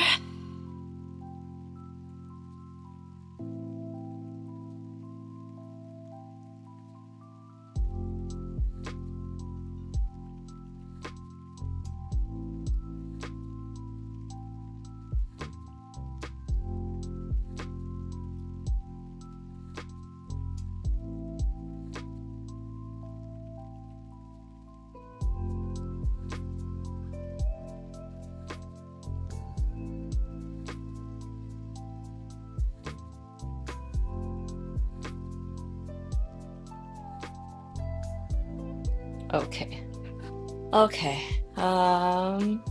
It's like one branch, which I don't love. Okay. All right, I am going to add more details to them now. Now let's mix dark red with dark brown. I'm gonna use that color, a cool red with dark brown. I'm gonna use that color as the middle part. And now it's really gonna pop once I do this part, I feel like. Glaze water.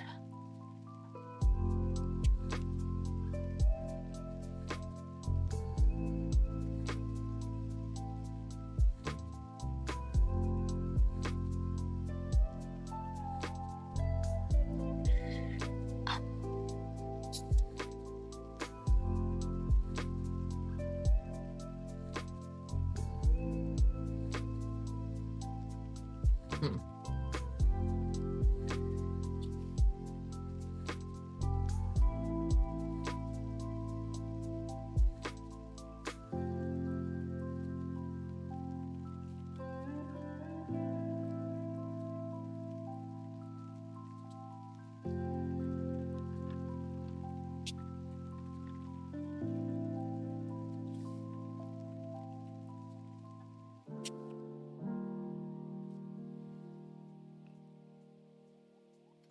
One. You see all these white areas. We'll get this treatment, basically.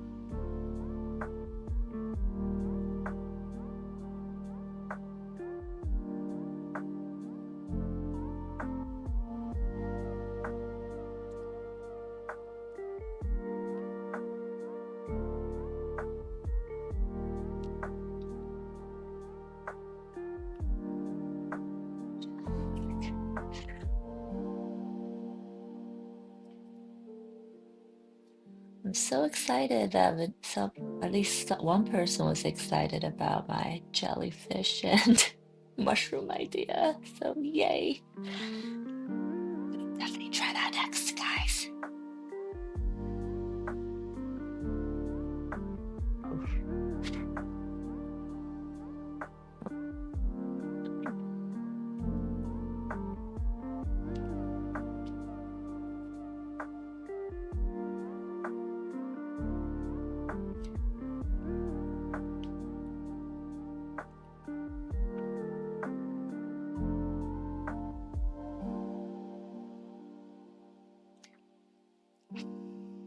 I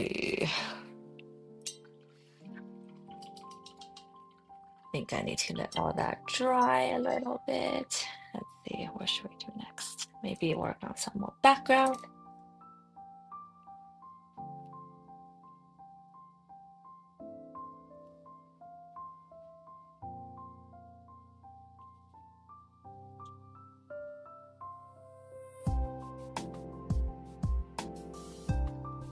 You see all these, there's these like corner areas where my first background wash didn't quite get into, so I'm gonna try to do something about that as I wait for the middle part to dry, because I'm gonna go on top with something and then do the edges. And then let's do, what time is it? Maybe let's work on the second painting and then I'll go back to do the orbit and the gouache part. Yeah, let's do that. This doesn't change. I still, even though I'm starting to use more gouache, I still would like to keep the transition from gouache to watercolor as minimal as possible.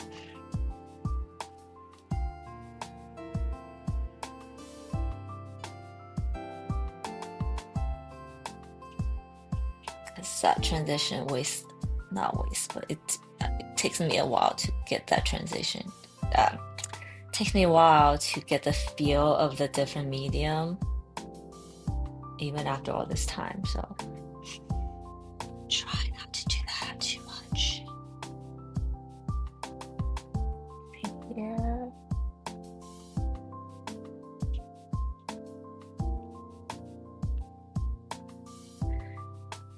Can't wait. Thank you. Hope I don't disappoint.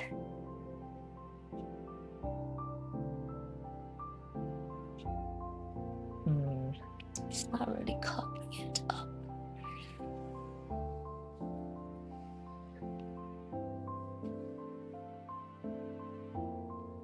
Maybe I need to go back with the dark brown color.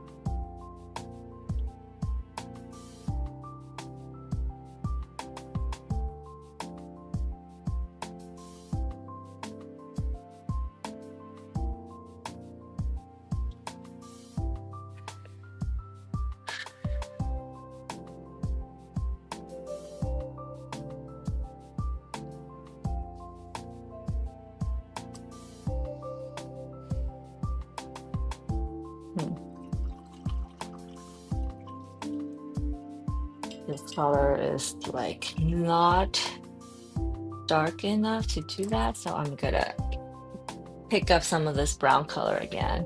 Or not brown. What is this color? Oh my gosh. Mustard yellow. Yellow ochre. There you go.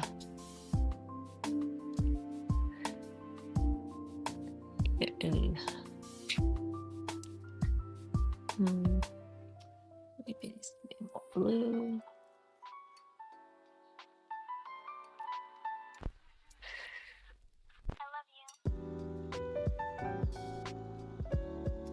Okay, that's better.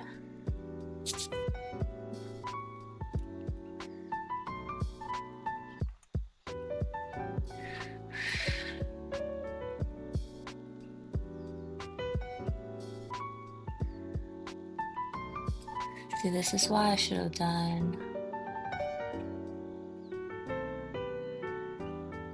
Should have done the masking fluid before I did the wash. So I'm glad I did it for the other painting.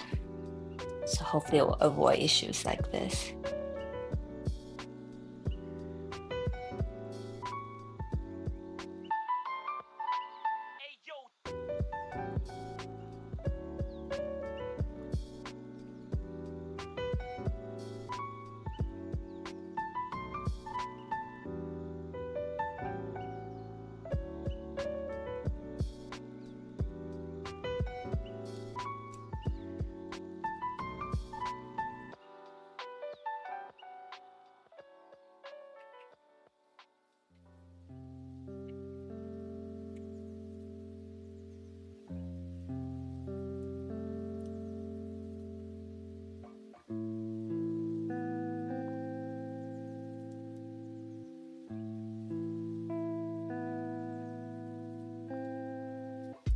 Not bad. Not bad.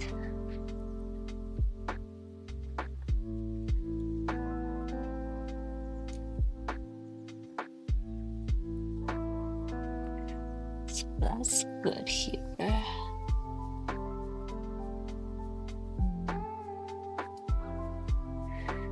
Let's do that here.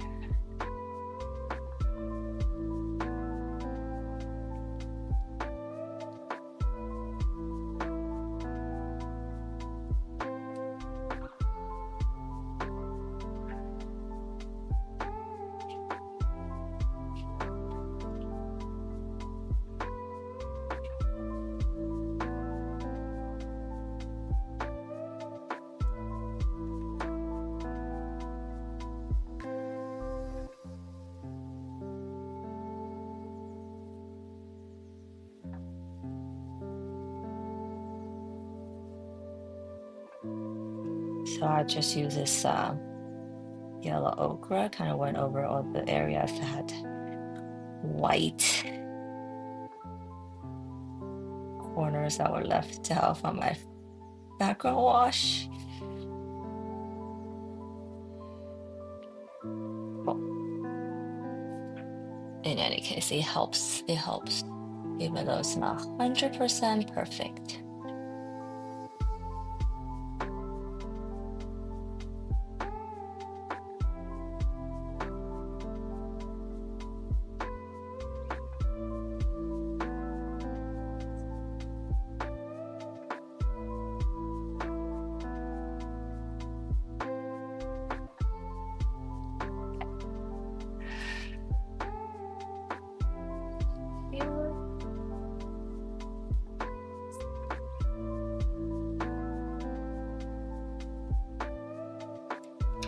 Okay.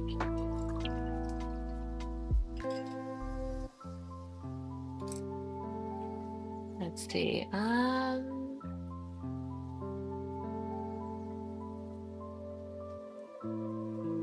do a little bit of edging to clean some area up. Oh, that's what I want to do. Okay. I'll make this area. Ooh. I was playing Diablo. Listening funny, you mentioned octopus. My boyfriend's been trying to convince me to eat it. I've never had it. Oh, wow. Well, I'm not gonna encourage you to eat it after everything we just, talked about. They're very intelligent creatures and whatnot. But they are also very delicious. Ugh, I'm torn. But I'm like, I guess I'm like, if you lived this long without trying it, why start now? Oh, this is such a mixed feeling topic right now. Because I grew up eating octopus. It's like a cuttlefish and octopus is just a very big part of Asian diet.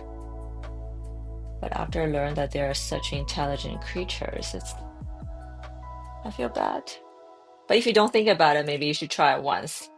The texture, how do I describe the texture of octopus?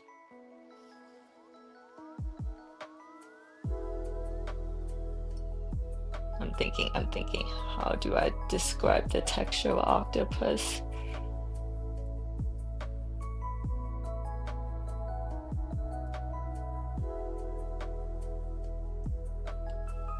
I guess there's really isn't nothing like it, huh? It's like chewy, but also meaty, but has to get bounce through it. I don't know if that helps you at all.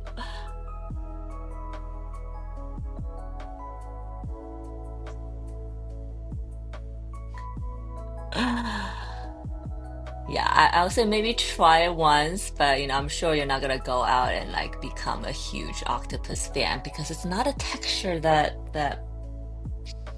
it's not a texture that's like it's an acquired taste, acquired texture. There you go. Taste is great. It doesn't really taste like anything, so it just takes up the sauce of the taste of the sauce, but the texture is definitely something you had to get used to.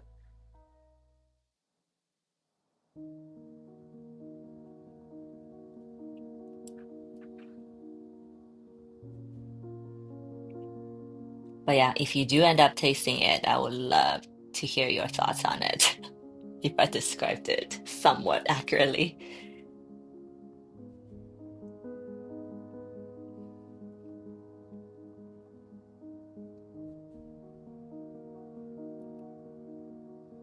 My favorite sea creature, orca or jellyfish. Oh yeah, similar to squid.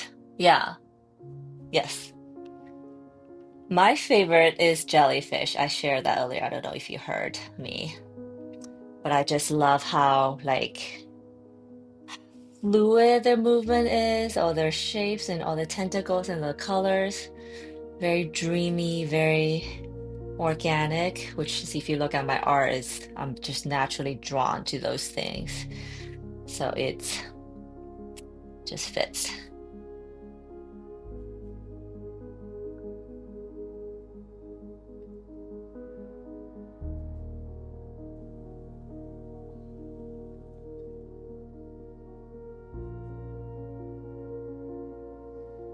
Um, I'm trying to darken this area so that there's some more of a dark, light and dark. No, I'm doing that. I'm wondering if that was a good idea.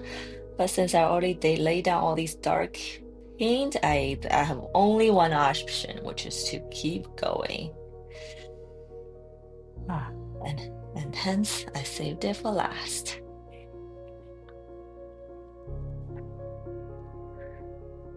Um, I want to make this area darker because I want this orbit to pop. But now, like maybe it'll just pop without me doing this week. I'm not a fan of seafood, so I probably won't like it. You've never tried lobster or crab? Then okay, then why don't you start with those first instead of octopus, I say. Crab is one of my favorite food, like favorite food, more than steak, hands down. And I'm a huge fan of seafood, so I suppose I'm biased there. But yeah, if you never had lobster or crab, I say start with those first, not octopus. Do you not like seafood in general, or is it just something you didn't grow up with and never had the desire to try? But you,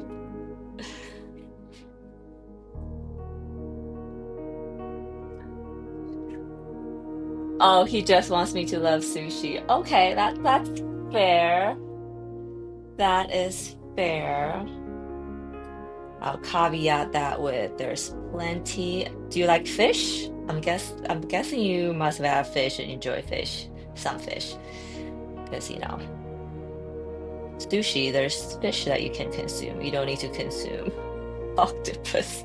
Also, I personally don't love the sushi octopus, the cold octopus. Not a fan.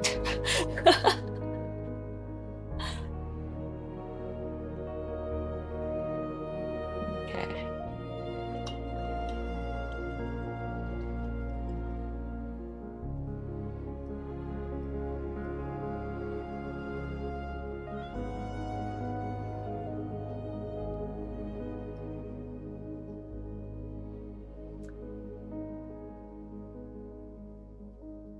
Marinated salmon I make. Got it. Ye- Not to compare you to my 6-year-old daughter, but that's exactly what she eats. So I've been trying to, oh, how about shrimp? How do you feel about shrimp? I've been trying to make her to like shrimp, and I told her, you will like shrimp one day. I'm gonna make you, force you eat it until you like it one day. No judgment here on parenting.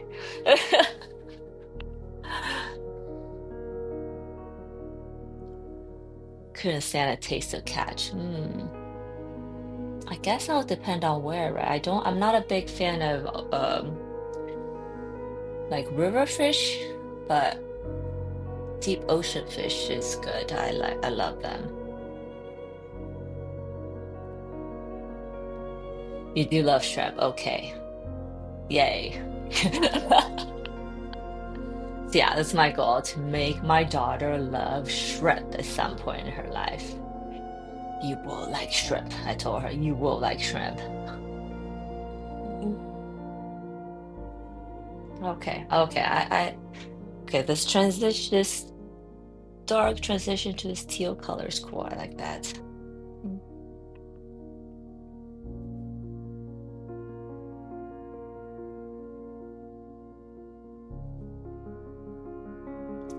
Well, shrimp and lobster are pretty similar. In fact, I think I like shrimp a little bit better than lobster because lobster could be tough, like chewy. I don't love chewiness in seafood. Okay. Yeah.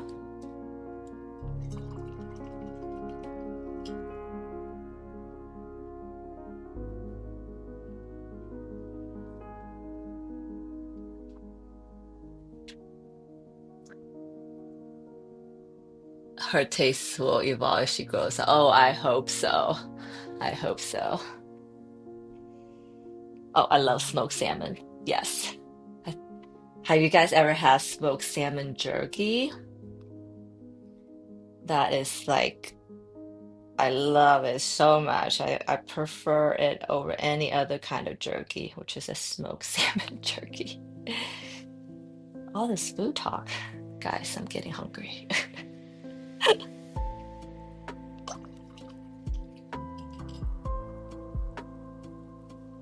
Okay, I love this bottom part of this painting right now. So let's hope it dries and it stays awesome. Because I never know.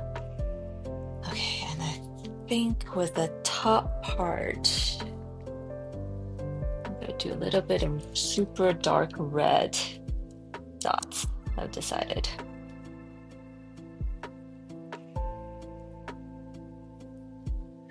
Yeah, yeah, for sure. The texture thing.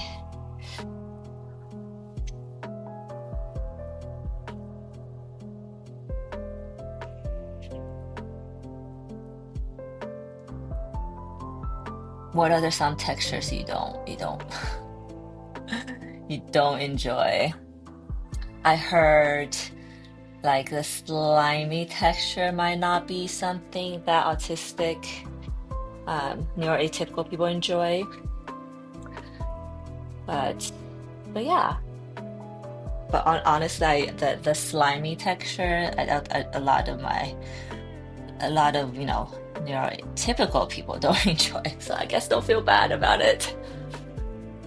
I have to try it. I prefer poultry or beef and veggies, all the veggies and pasta and cheese. Awesome. So you like the um, crunchy, chewy, like the satisfying chew, I suppose. Actually, I'm gonna mix this with a little bit of brown.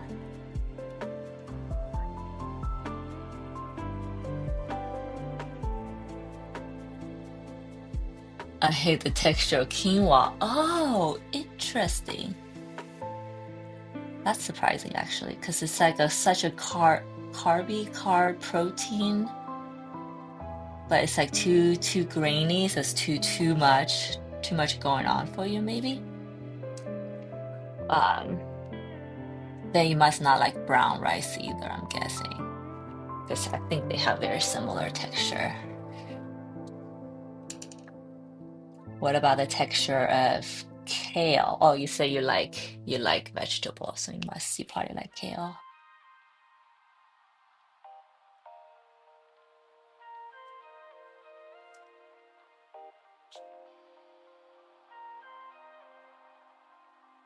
But I love we're talking about texture. It's good because texture is I feel like such an important part of my life. With watercolor, I try to create as much visual texture as possible. And then when it comes to food, for me personally, I actually the texture is the thing that I prefer to experience. You could have no taste, but if the texture is interesting, I will love it. I'll keep eating it.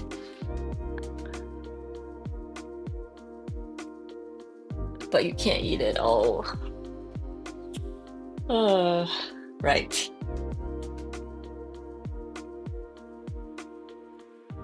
Barley, what about barley? It's kind of in that same family.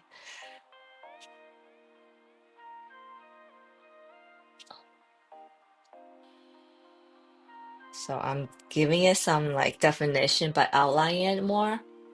And then I usually, for the most part, I'll go back and do some like white highlight hits to really bring it out. But yeah, I'm almost done with this phase of this painting. I'll leave the gouache towards I'll do the gouache of both pieces together. So I'm gonna do this step and then move on to my other painting.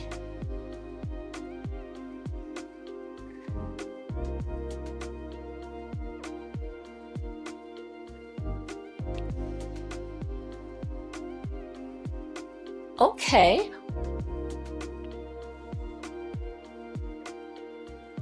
That's so interesting because to me, I mean, like barley and quinoa is such a similar texture, but quinoa is smaller, I suppose.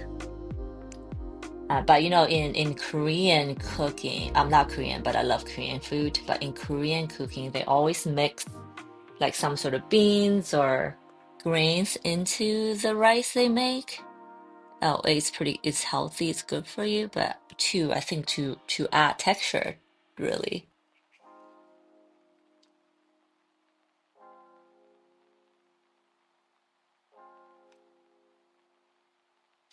So it's a good way for anyone who's listening and curious. It's a good way to sneak in some grains if you're not a fan to mix it with rice. Just too much grain texture. Yeah, I get that. I get that.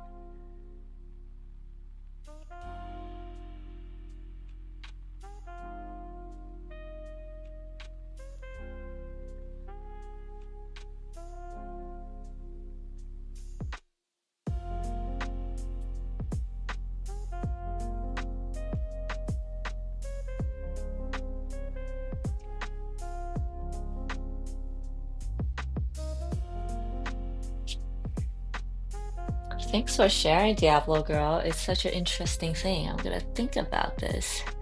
This texture.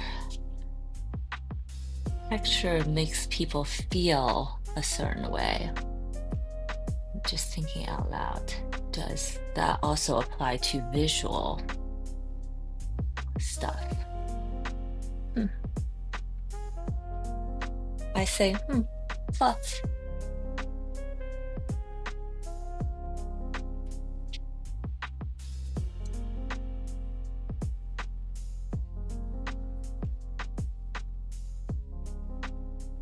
Dotting some super like dark cool red around the middle part I just did as I'm creating some grainy textures. Sorry.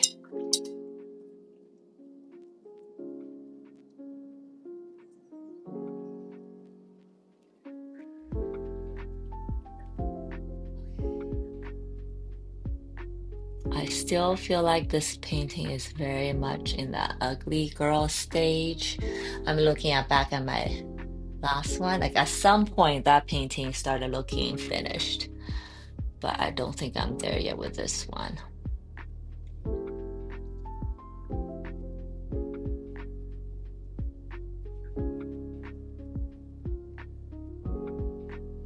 Oh, I love couscous. Oh, it's so interesting. But you don't like quinoa, but couscous is okay. Oh, you know what? Maybe because it's a quinoa has, I don't know what they're called, but there's like that one white line inside quinoa. It's like the where the bud grows eventually, I think. I don't know what this part's called. And that's always in the quinoa. So when you eat quinoa, it's like besides the grain you're chewing, it's also like those little hairy lines you're chewing. Hard, wiry, hairy. Maybe that's the part that bothers you. Hmm, fascinating. Because at first I thought it would be like maybe the size of the grain, but if you like couscous, then that can't be it. Oh, cool. I think this flower is my favorite flower so far.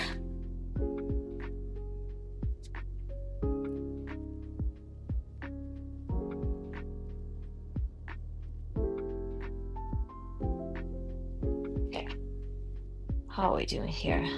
Yes, yes, yes. Yes, yes, yes. Okay. I think so right now this painting is, has a lot of highs and lows, but I think I can push it even further with maybe addition of gouache, which I did with my last painting. So there are some parts I'm gonna go back in and hit it with some gouache, and then maybe it'll make it really, really pop when I'll do the gouache part when I'm painting my little guy here.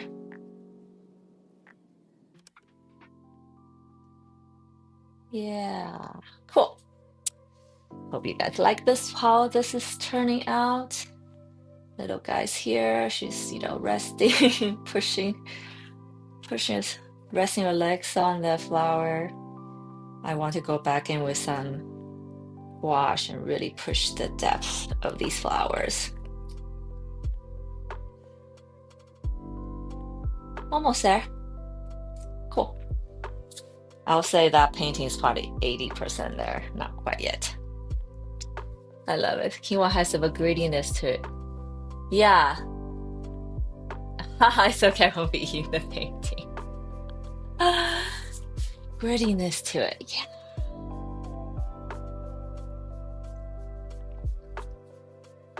Okay, now we have this last thing about quinoa. Maybe have you ever tried to mix it with other grain to see if that'll lessen the texture?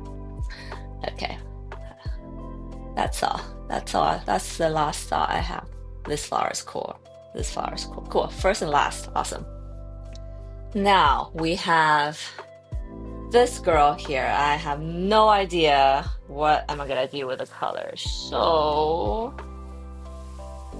I think I'm gonna on theme, maybe these two sit together. I'm gonna make the flowers red, but what should I do with the background?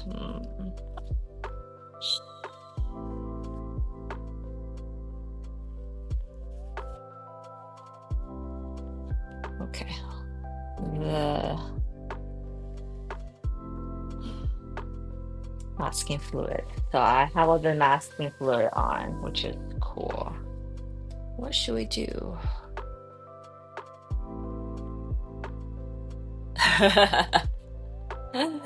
Totally understand. I like my rice plain white rice. Mm, I guess since I have all that gray mix, maybe I'll do gray, but I don't want to do a cool color as a background. Or is that a good idea? Maybe I should try it. If the flower is gonna be warm, popping out, maybe I should do the background cool. I'm just talking out loud right now. I don't know. Okay. Well, let's do it. Bigger brush.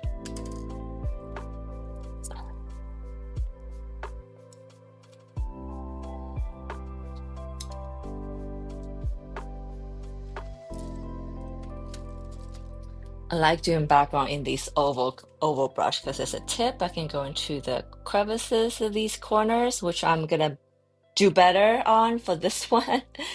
So I feel like I kind of messed up on the other ones, but I can't really tell now.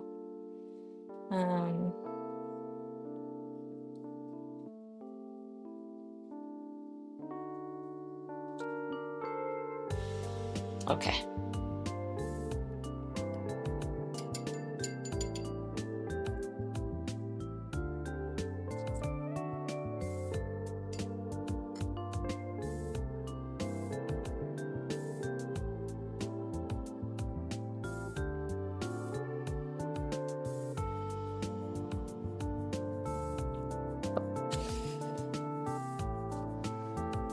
Playing with the bed.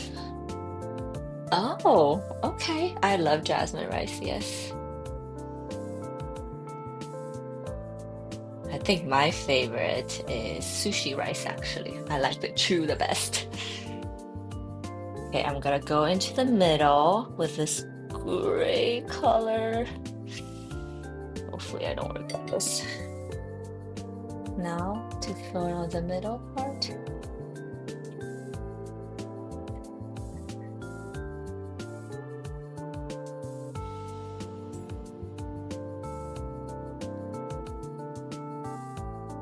We could talk about food for hours. I don't think you'll be alone in that.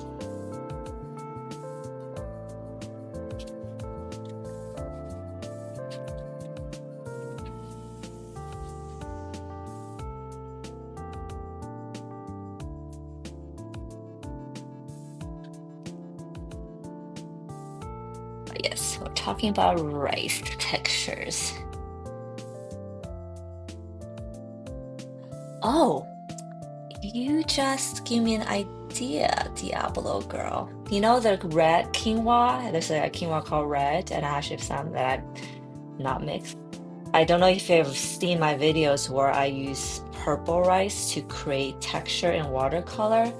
So I'm wondering if I could use the red quinoa and if the color will bleed because the rice grain is oblong, but quinoa is round. It will give a totally different look. Huh.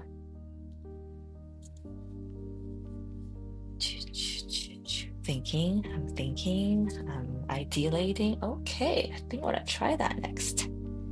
Thank you for giving me this idea.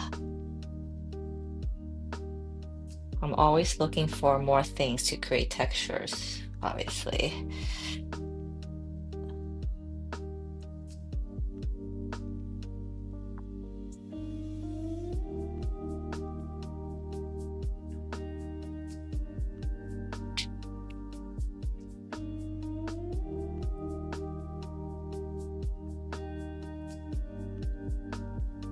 Yeah, maybe I'll use it next time live. You can, if you're here, you can see.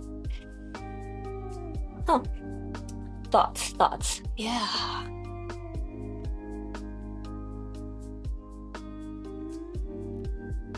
Happy to help. Yeah, it's pretty awesome. Sometimes seemingly totally unrelated things actually end up resonating, you know.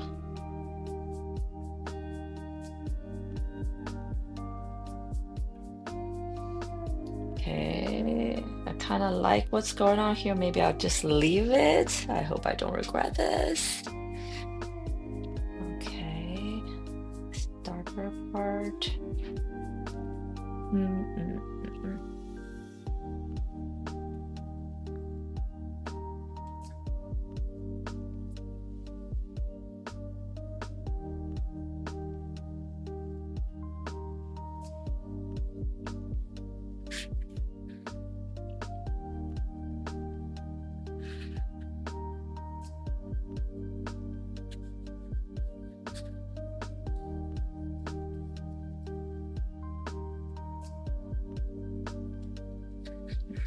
top part.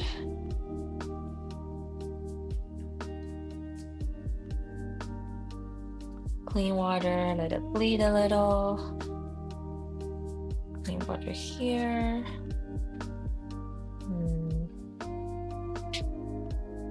Maybe I'll make it two-tone this time. Taking a risk, making the background. Usually, the past few ones I've just made the background like a pretty monochrome color, even different shades, but maybe I'll add a little different something here today.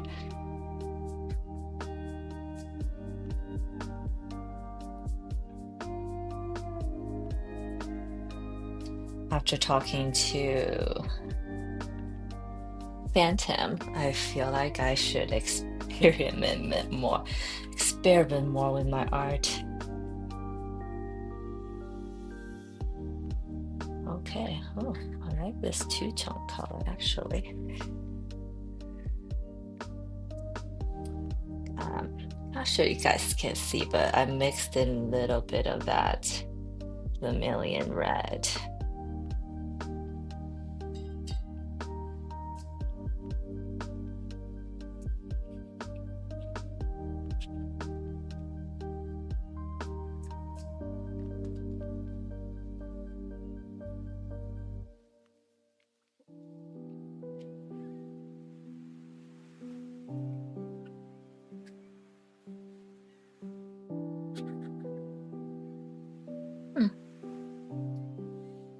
Okay.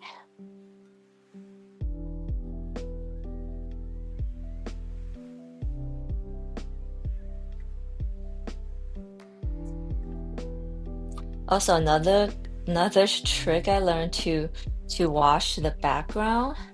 Sometimes dirty watercolor water from washing your paint actually makes a good background wash. Which is what I'm using right now. That's why it reminded me.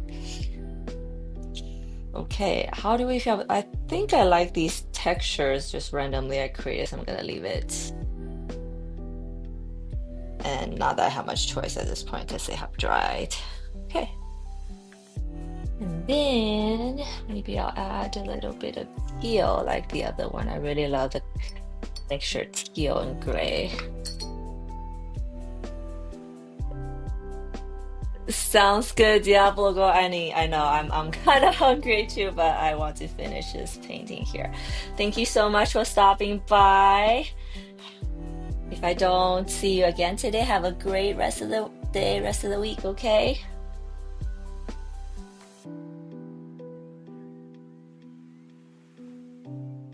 I know that food talk. I swear, we only talk about food when we actually are hungry. Or talking about food just makes us hungry. Instead of like default setting of human beings, maybe. Okay, I dropped in some teal into the gray. I think it looks pretty cool. Maybe needs to be more darker, but I don't know that yet.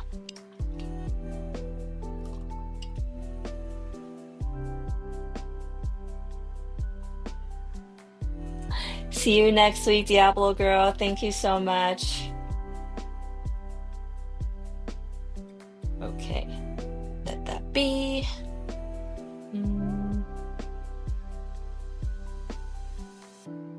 I should have done this earlier actually, so it dries. I can just go back to do the flowers now, but now I had to wait for it to dry. Can I work on the other one some more maybe? Poor planning, guys, poor planning. Okay.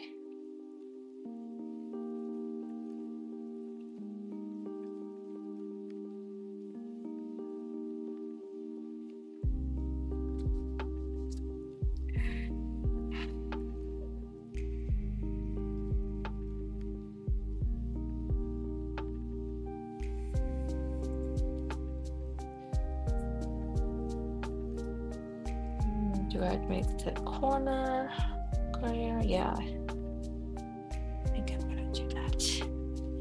I don't like the corner being white because I do tape my paper. Some artists paint the watercolor without taping the edges. I do, and I never love it when I peel it off. The corner is like not light, not dark enough. So I'm gonna do that.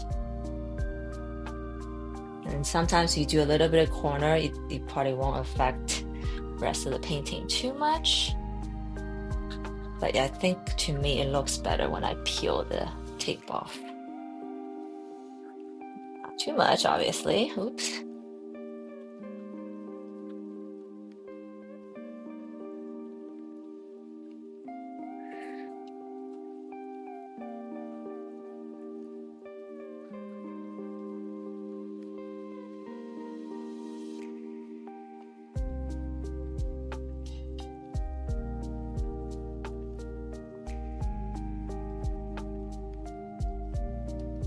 That was fun talking about food textures with Diablo Girl. It's always interesting to find out how different people respond differently to different textures. I find it fascinating. Okay. That should give me an idea of using quinoa to do my texture. I'm gonna try that next time for sure, for sure. This corner is white, I do realize.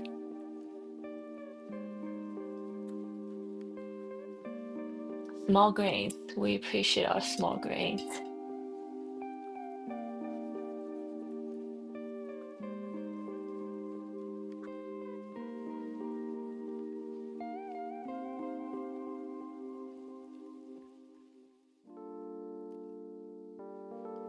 Paint this white part with some teal.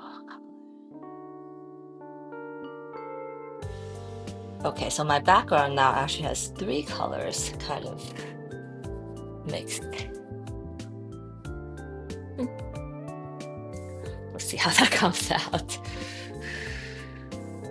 Okay, I'm gonna let it dry. Let it dry.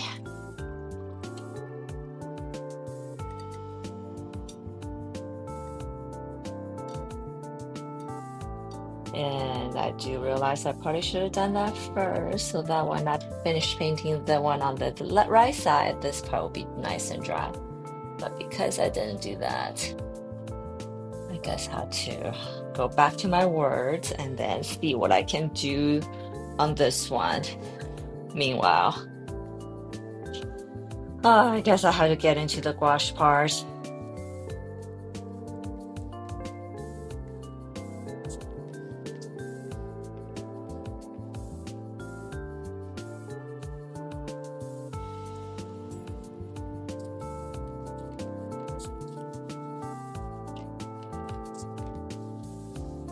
So this is the only thing I still have my cover of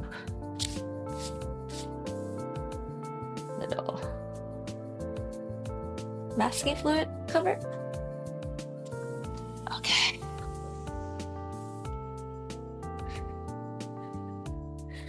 Okay.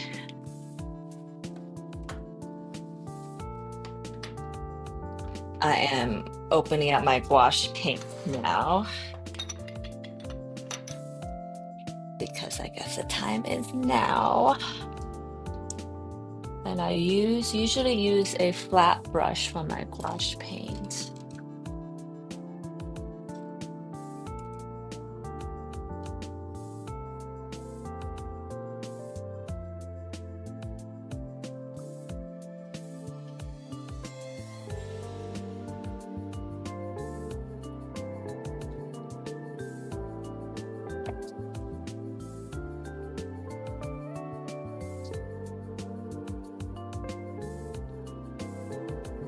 I'll go in with this girl first, and I think I'm going to make her teal because all the other area around it are teal.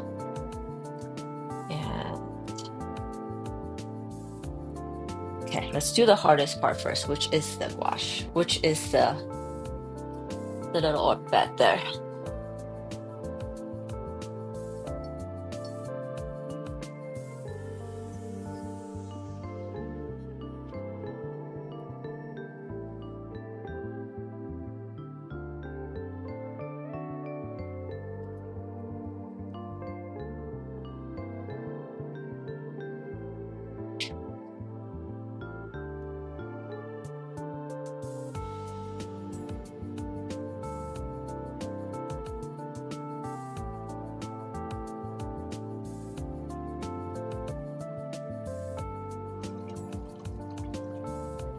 Your best.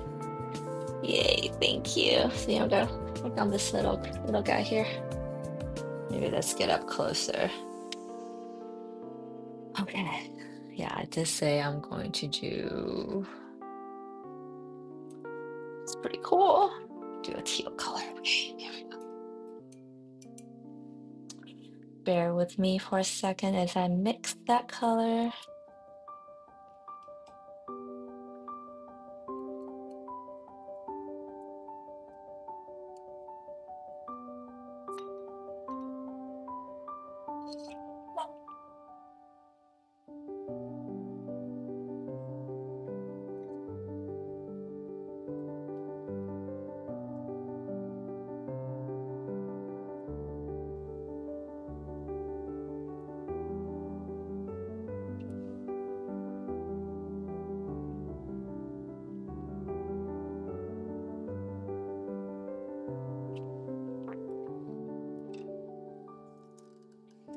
I am using a wet palette today.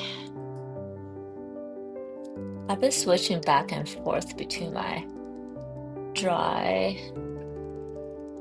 traditional gouache palette, I guess, and a wet palette.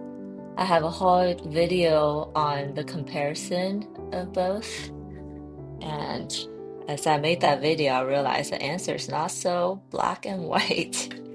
In some cases, the wet works better. In other cases, the dry actually works better for me. So what do we know?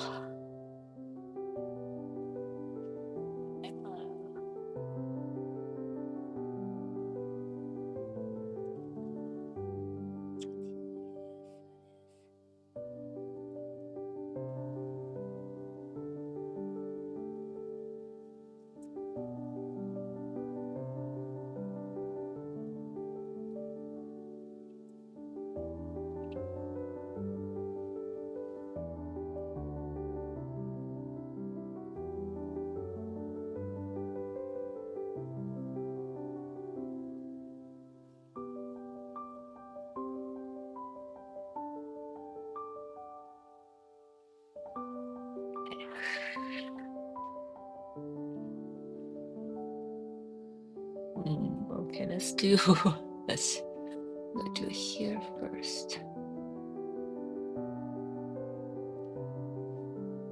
Okay.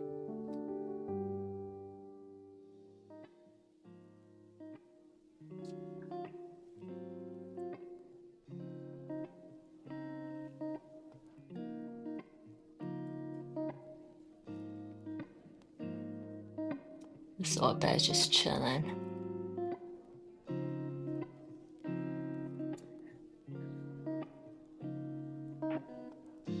I was imagining like maybe she had a little too much to eat over the holidays, and now she just like need to sprout out and let herself digest a bit, you know. Oh,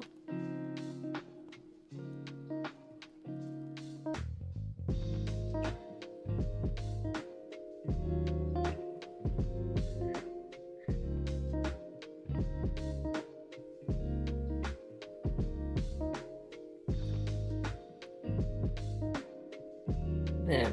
I kind of made them both a little too wet right now, so bear with me as I work on it as it dries.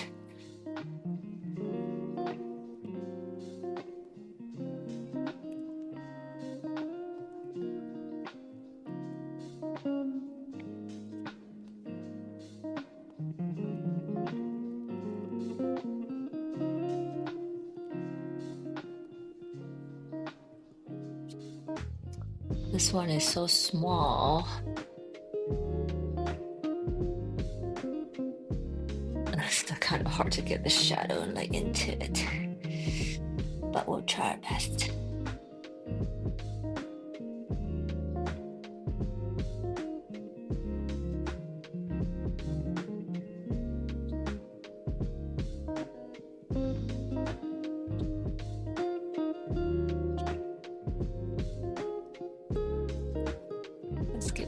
belly a little bit of light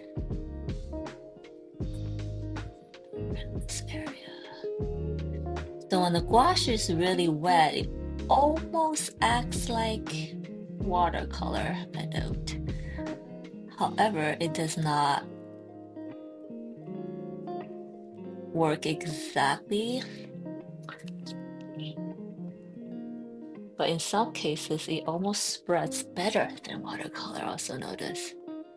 So this year I'm gonna try to incorporate my watercolor with more gouache. Doing the leg workout after Christmas. She looks like she's like doing the what's that workout called? Benching when you're like pushing your legs, leg press, leg press. There you go. Whew.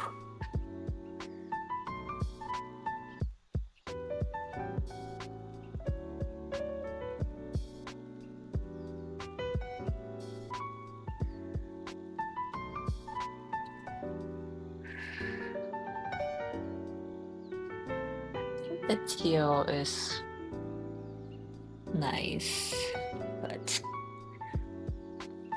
I'm guessing myself a little bit right now.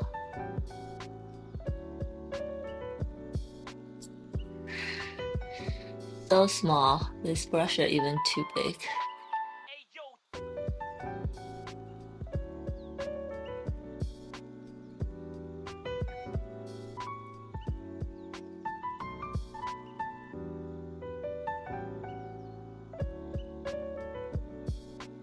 Hi Topes, what's up? Can you go outside? Ugh.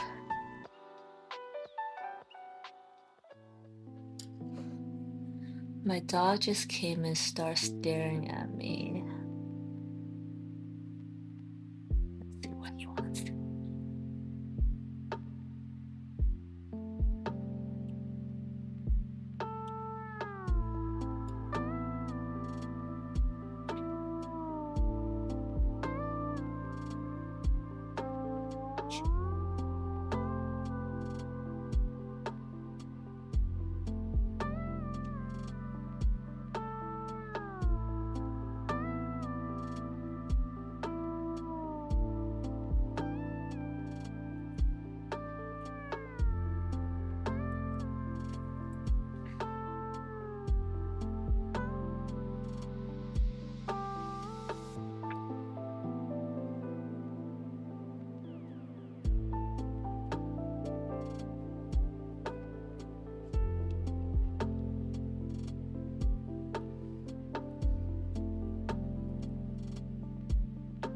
He left.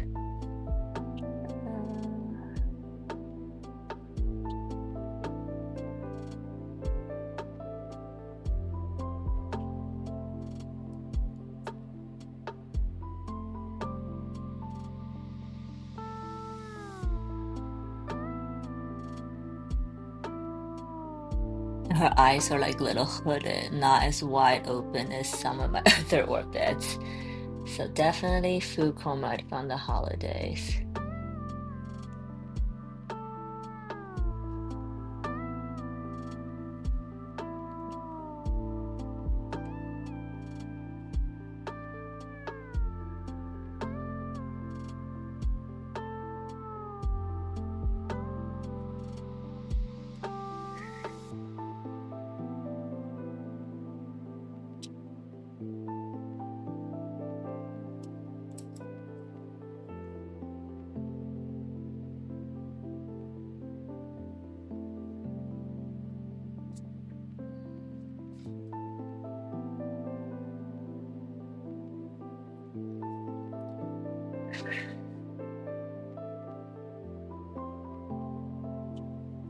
Oh, I think I need an even smaller brush, which I don't have to do these. Just gonna make do.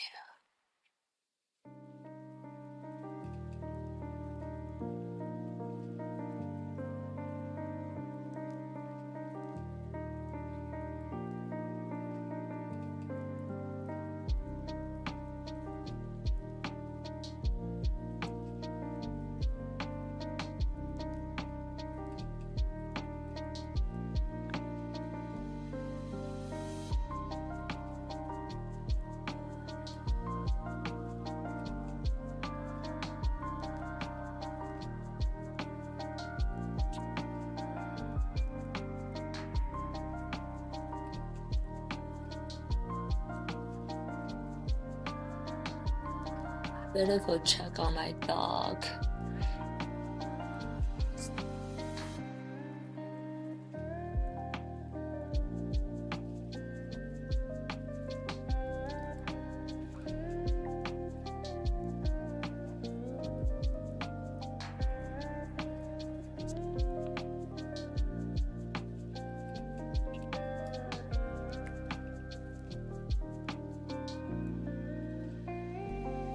Okay.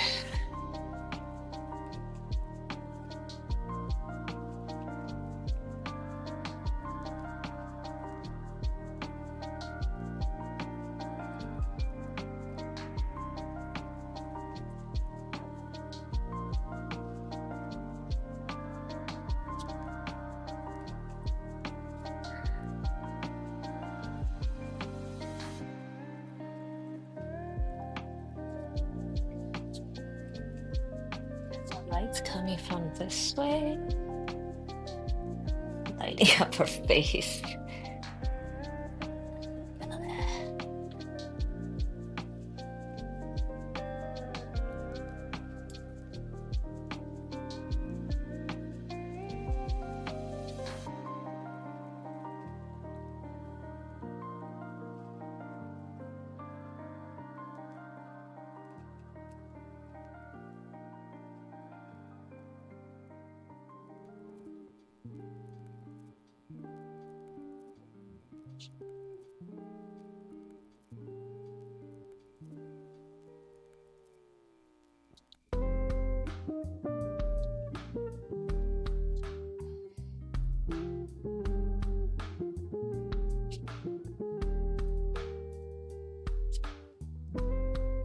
Oh my gosh, painting small is definitely harder than painting big for me.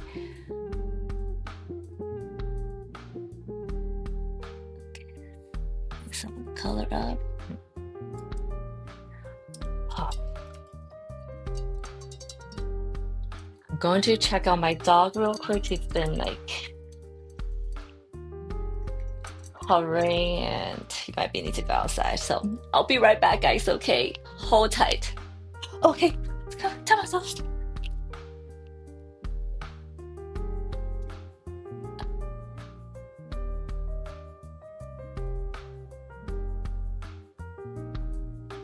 Okay.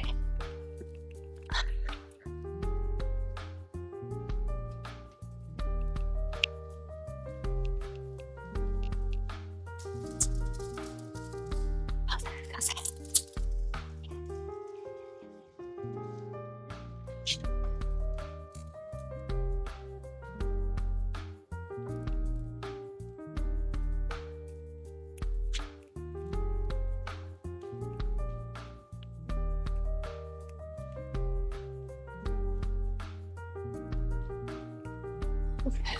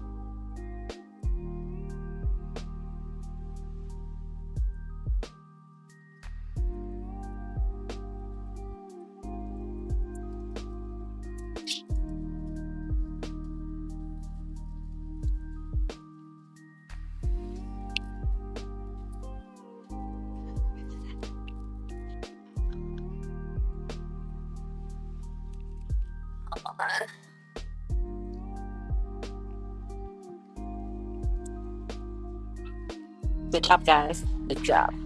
Good.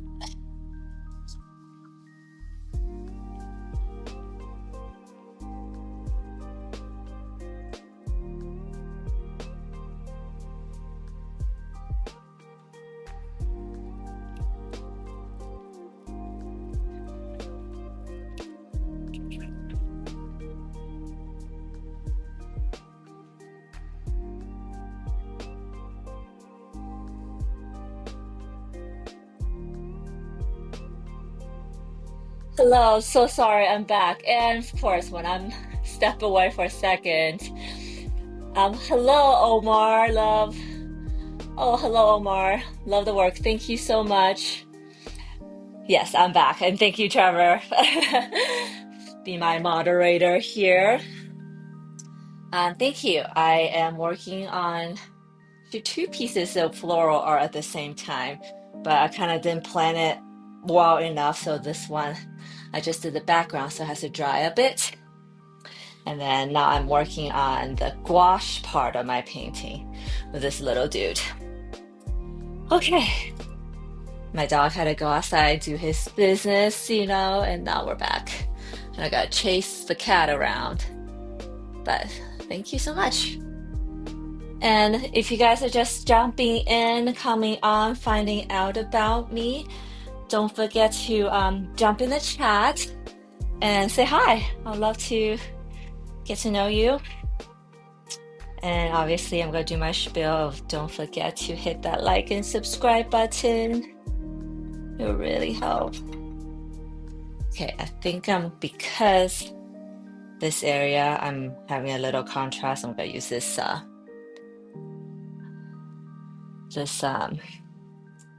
bright red. And I'm going to do that for get that into the paper, oh my gosh, flowers there. Yes. So this teal and this like coral red makes a pretty good contrast. Look at that.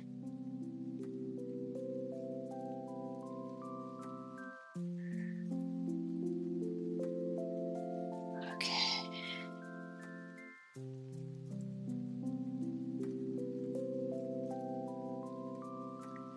Okay, a little bit of white in the middle. See how my white on my wet palette set overnight? Now it's super wet, which is kind of annoying.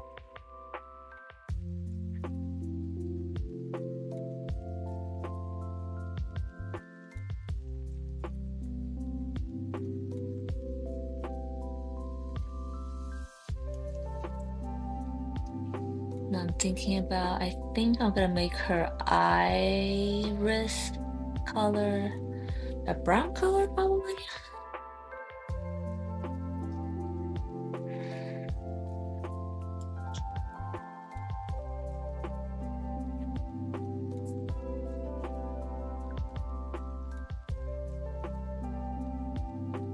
And then I can use the brown as the shadow too, right?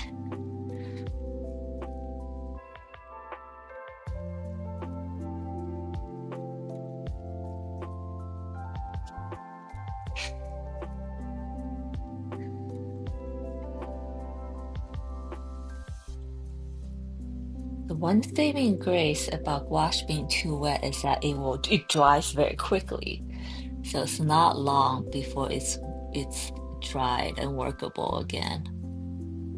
In fact, this wetness actually gives me a little bit more time to put down the paint. So not always bad. I love the colors. Thank you. I know I think it makes a good contrast color.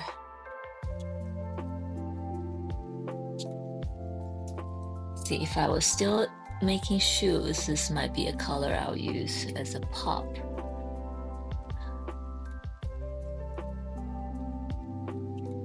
Or print might be a good print color.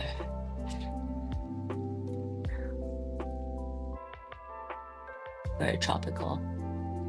Very real.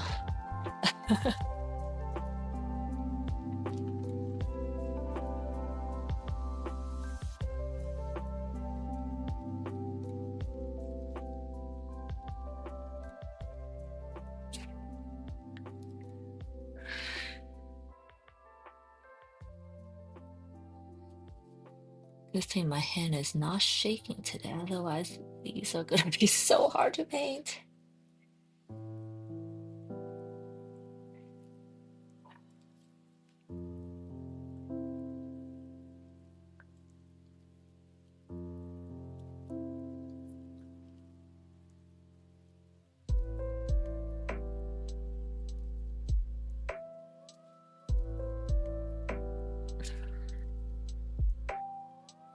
So I'm using gouache right now, and I'm using 3 brushes simultaneously. A blending brush, which is clean, just with a little bit moisture, and then the teal and the coral color, and then the white highlight color.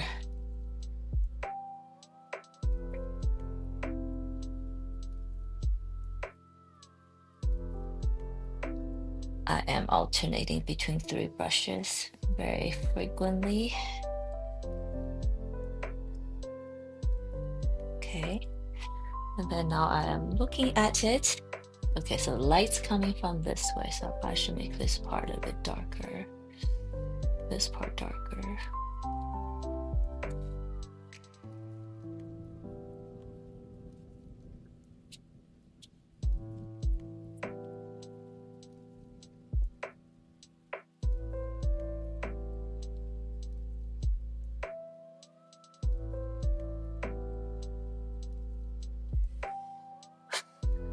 I think I might use a pointer. Okay. Cute. Let's cover up some of this white area.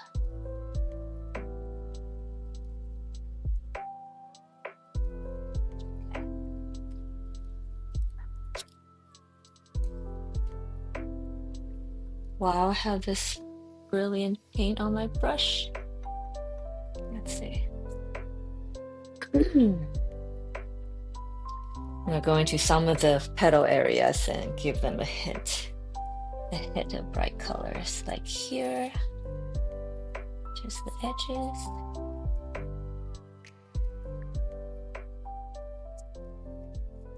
You probably have not seen me do this live, actually, using gouache on top of watercolor.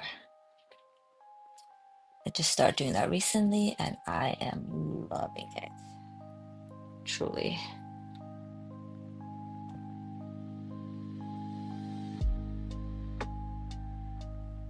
I think it satisfies the paint. You know, when I always say when you're painting with watercolor, you're painting with water, really, not paint. And painting with paint has a different kind of satisfaction. So now this satisfies that part.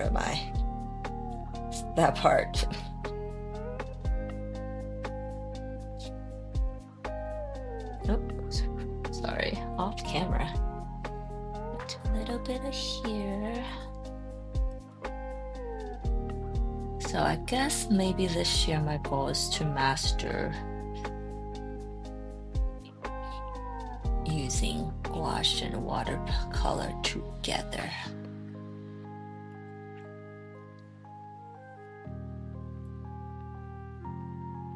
I still need to paint the eyeball, the center here, so do not let me forget.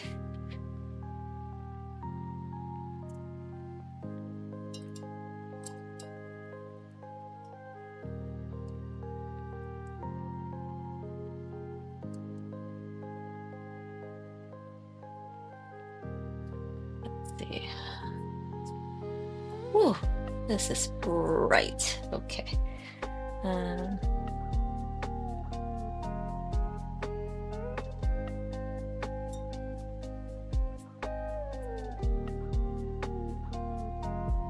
Do you know, all the time I complain about the watercolor doesn't get dark enough? I guess I'm effectively resolving that right now. some additional gouache.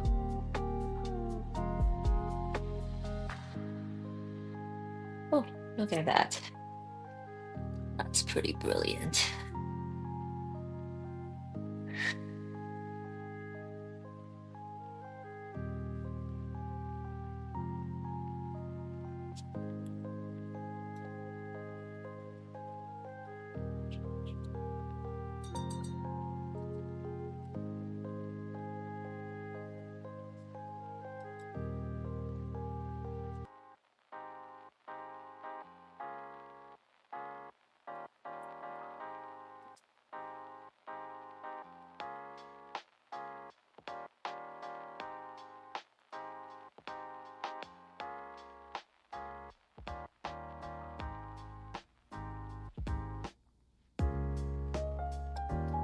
Okay,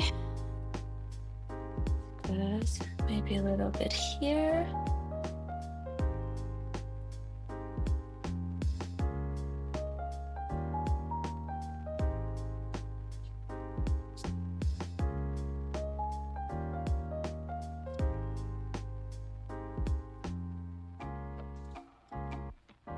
Okay,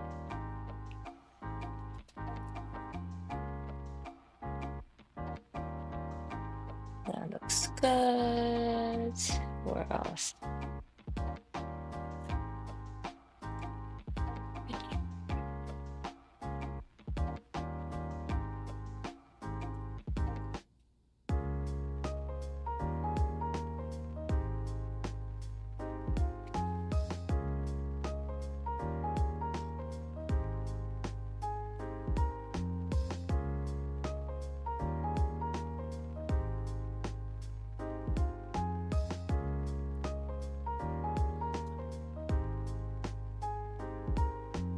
Someone left a comment on my video saying that he used, or he or she, I don't know if it's a guy or girl, uses gouache almost like a really thick watercolor. And I was like, that's brilliant. Which actually just reinforces this desire I have to like incorporate my gouache more with my watercolor. I think it's good. Okay, now it's getting pretty bright. Okay, it's good. Do I need anything else? Watched a little bit. Maybe here. Okay, so now I'm really using it like a thick watercolor. Super fun, actually. Yes, yes, yes, yes.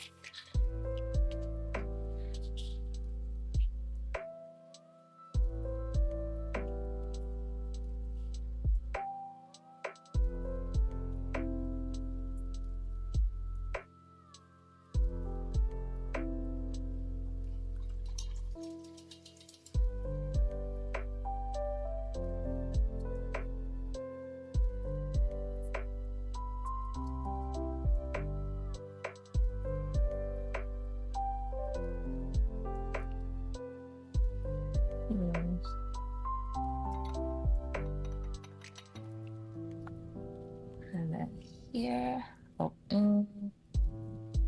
too dull.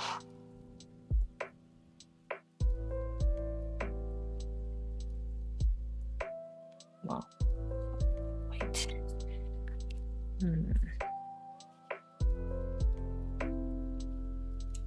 This color might be good here, actually.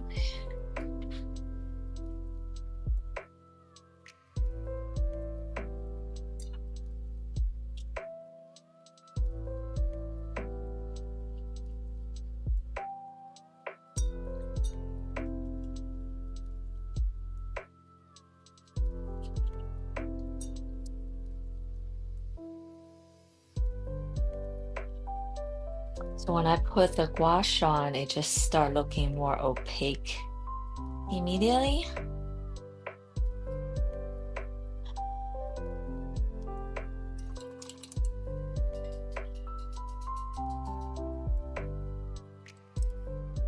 I don't have a super, do I? Let's see.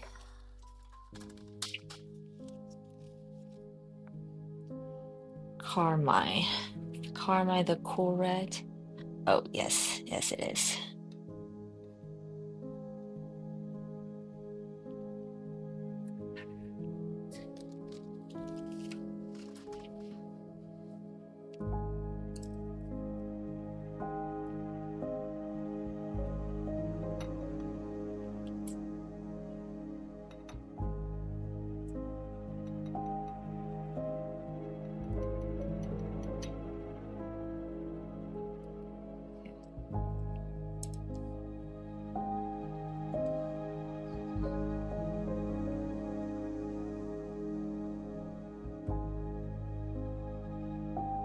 Mm.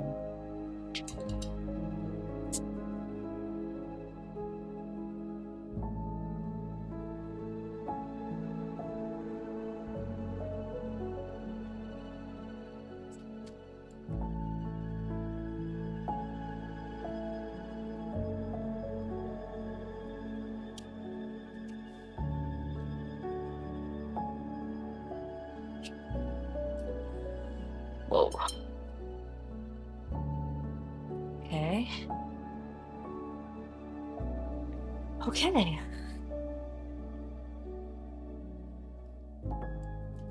You know what? You know what I'm gonna do next? Should I?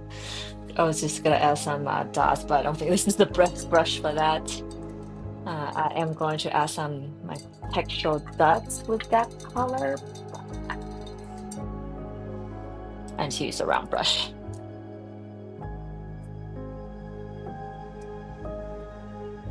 And I gotta paint that little eyeball. And then my other paint is mostly dry, I say. So we can do a, or I think I can work on a little bit and then I'll probably will end the live stream.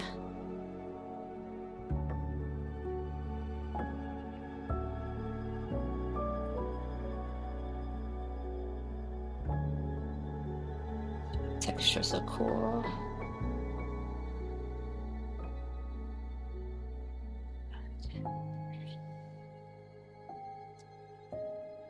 Mm.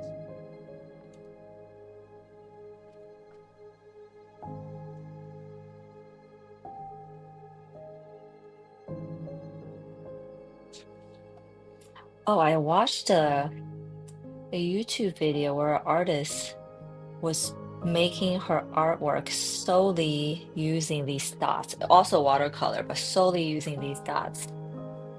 And I thought it was so cool.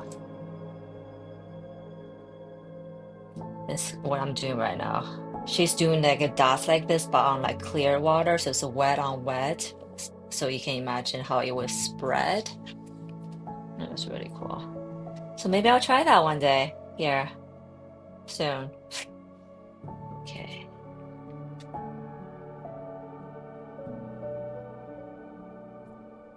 Okay.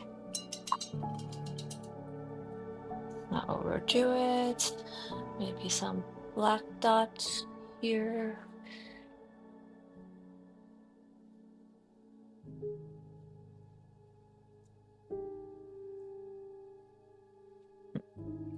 Black dots in the middle.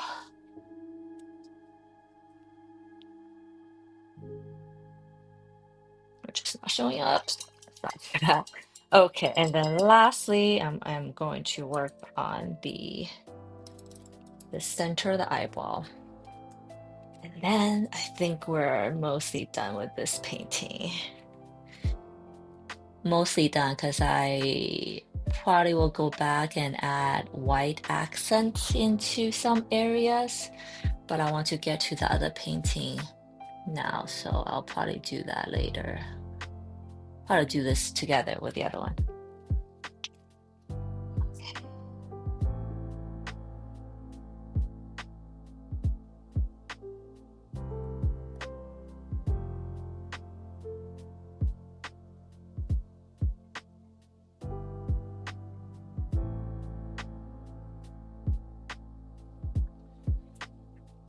Okay, this area is also so small.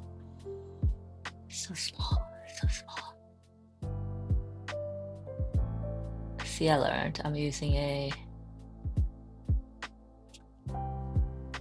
too dark. I learned I'm using a round pointy brush instead.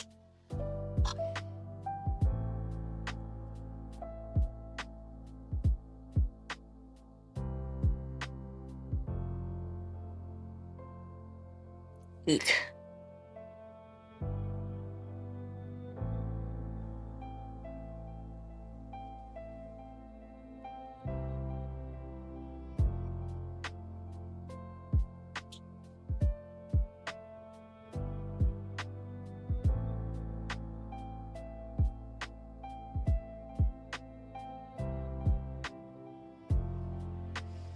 You're wondering what the heck she's doing. I don't blame you. Oh,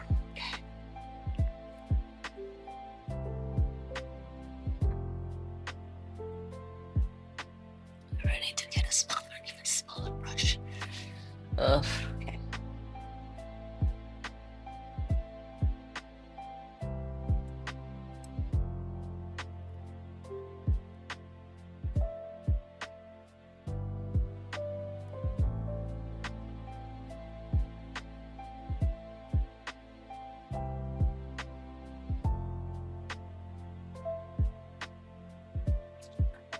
It's the process. You'll be okay. You'll be okay.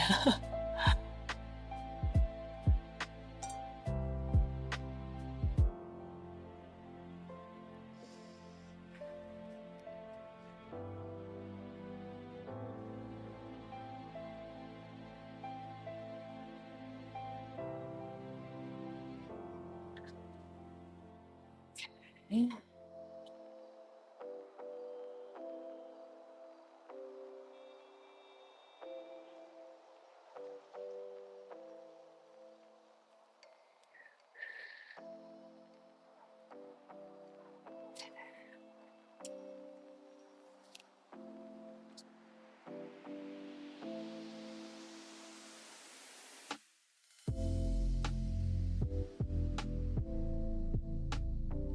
This is her. Oh.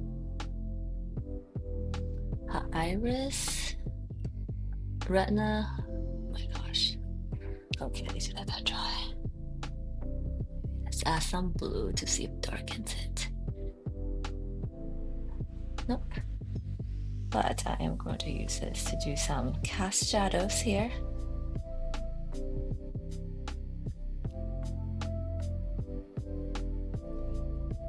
Oh, thank you, Trevor. Do you feel like I'm struggling a bit with this tiny area because it's so small?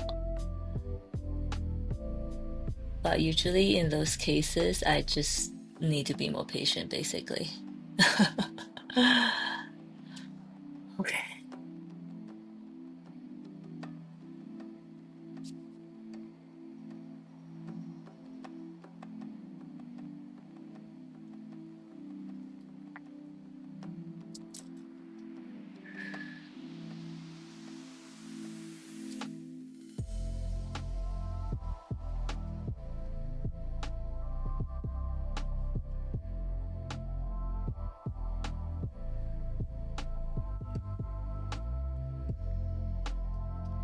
Not bad. Okay. Okay, then maybe let's wash the paint out. So maybe when the area she lays on the branch has like a shadow. Yeah.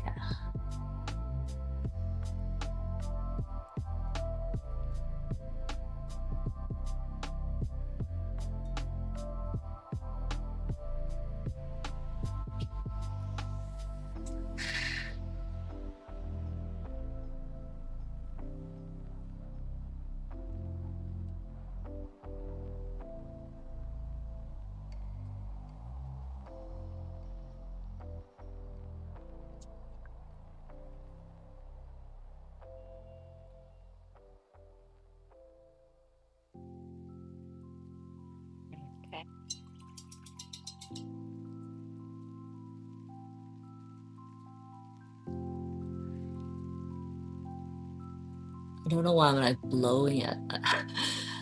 I think I explained this. I'm blowing at the paper thinking it's gonna make it dry faster, which I guess it does, but I don't think it makes a huge difference.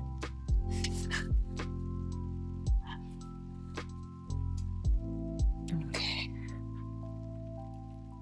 Okay.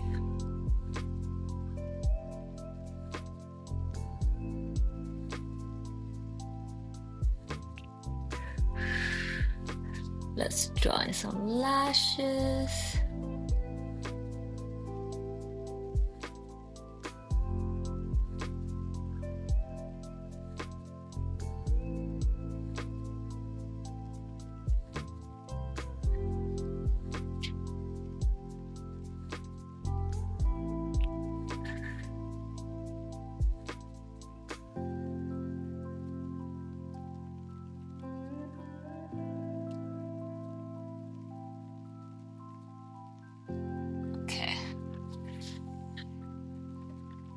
Okay, it needs to be dry a little bit more, so I'm gonna go on top with some white, which I suppose I'll do with my last step of my flowers. Okay.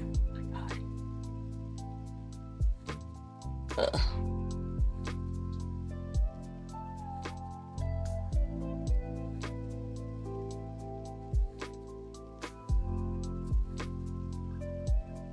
Oh my gosh, okay. Top, my ball here. Shadow, some brown shadow here on this side. Okay. Maybe I'll have some shadows here.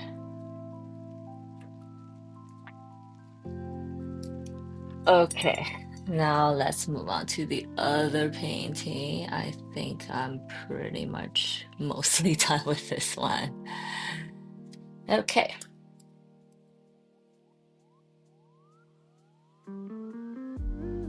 I'll probably go back to do some fine tuning as I always do.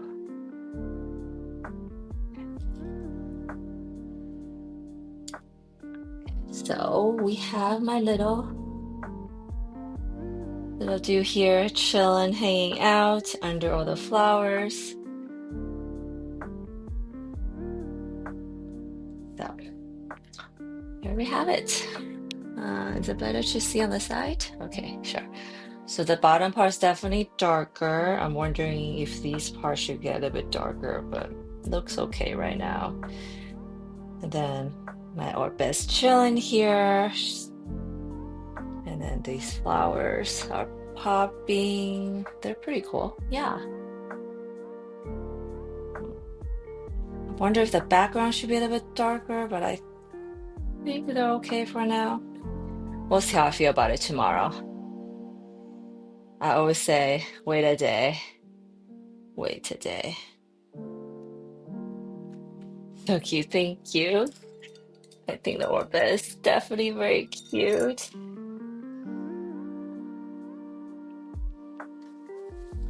Okay, so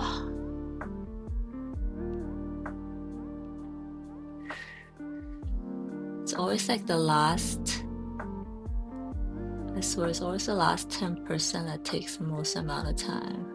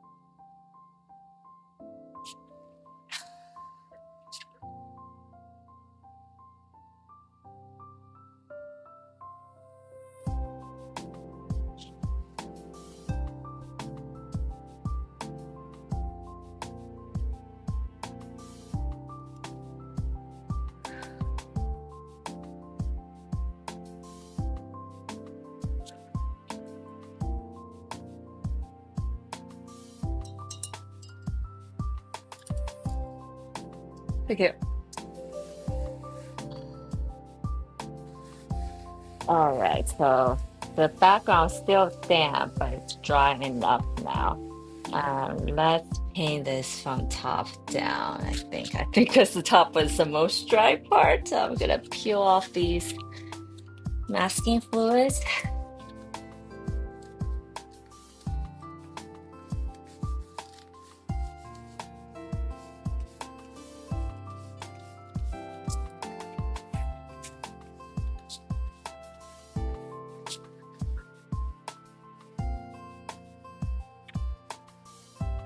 I think I did a better job in my eyelashes than my last one, so I'm gonna go back and darken them. Yeah, I need to just look at it tomorrow and see. Because sometimes you get stuck on these areas that might not really matter in the end. And I know when that happens, I just need to step away and not look at it.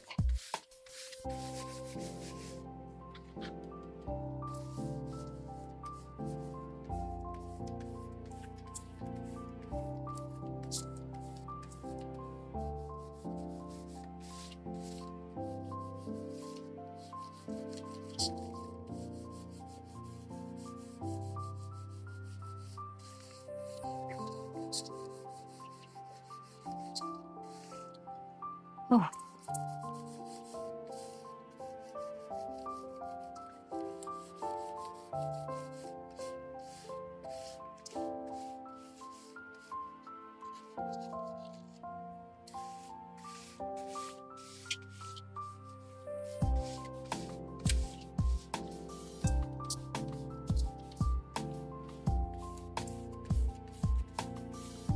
so gray teal, since I just painted my little green teal coral, I think I'm gonna make these flowers coral because the teal and coral combination. Kind of awesome. There you go.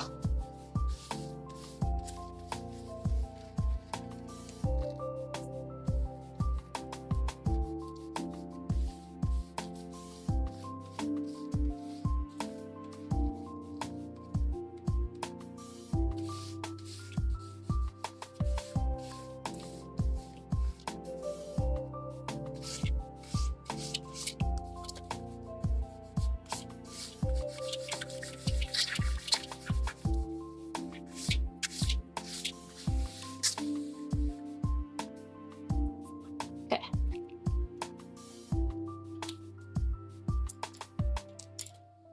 I think this is a brush I used last time. Yeah, still feel good. Yes, okay. I always gotta do a little bit test, like pretend to see if the color works or the size brush, etc. works.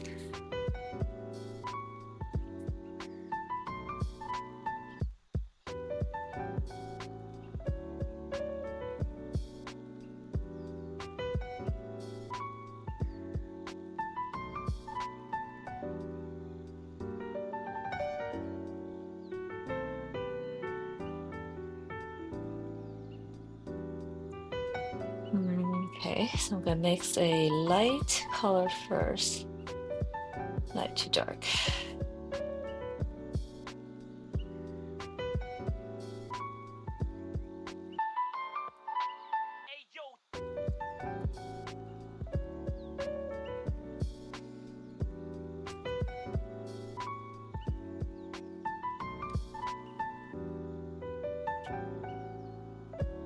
Whoa, right.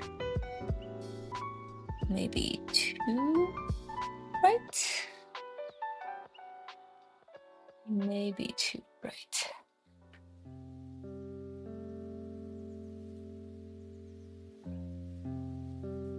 So when that happens, I get some clean water and then drip it on the side so all the when it's still wet, so that all the pigment kind of gets pushed in the middle, I guess. Oh, let's see, it's running backwards, so it didn't work. So let's just do that. There you go.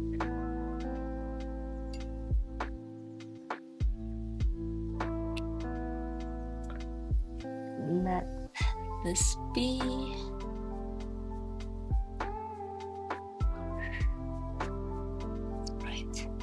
different.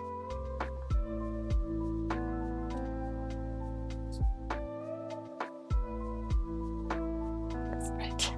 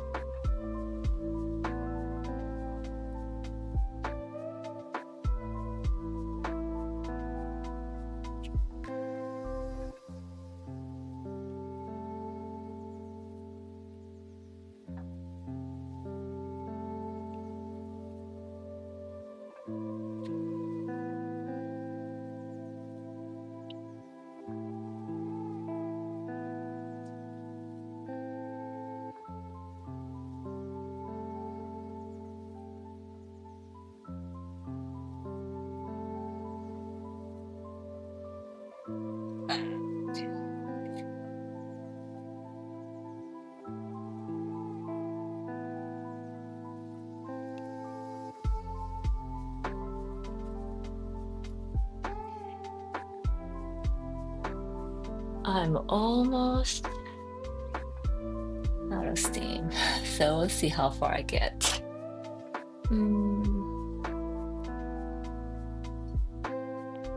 I know, I think I feel like when I finish the other one, there's like a sense of finale. Now I'm starting a brand new one. It's like, oh, not so encouraging.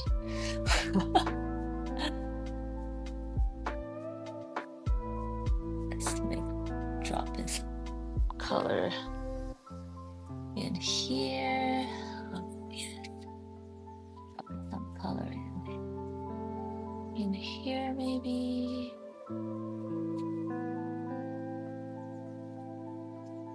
Here, yes.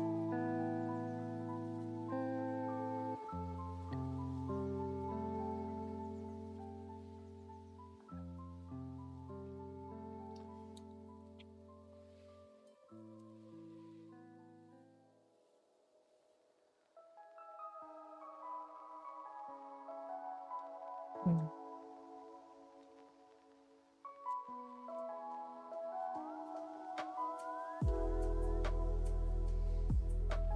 Okay.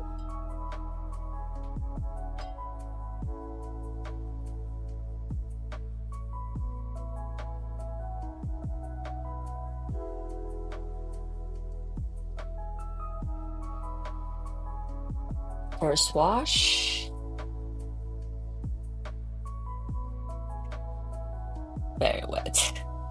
A very wet first wash. Okay. Let's see how that dries next. Love the new color. Yeah, it's just very energetic, which I love, which I like. And this is actually the color, the watercolor color that I use the most out of all the other ones, because I had to buy a new tube for this, where all the other ones are still, you know, still from the original tube on my set.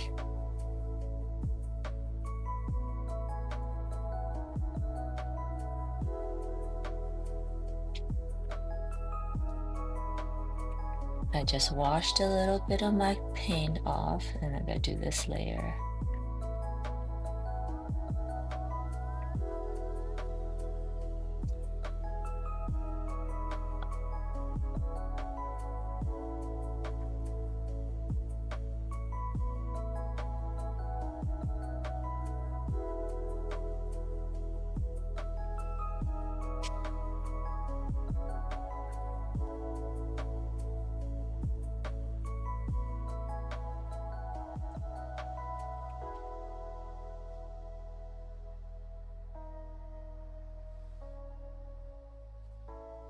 I do feel like I'm a little bit more confident on this one after I warmed up, quote unquote, with the other one, you know?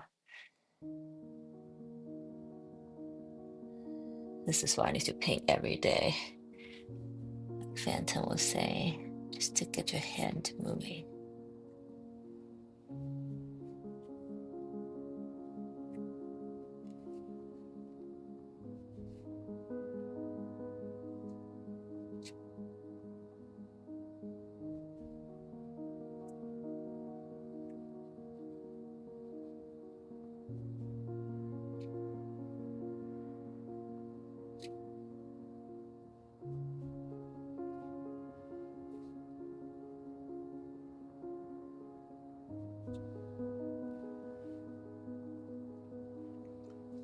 like this music.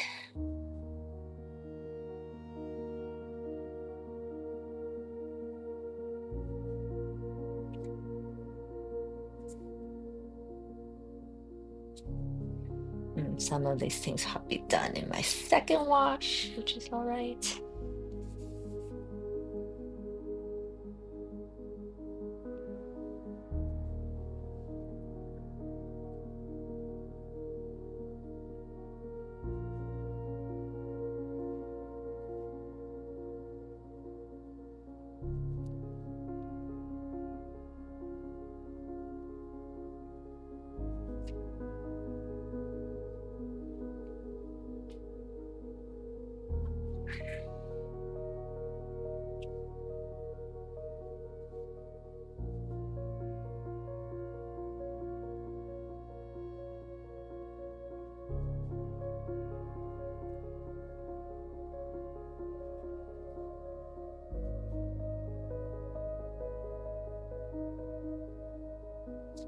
Definitely a bit more saturated in this one.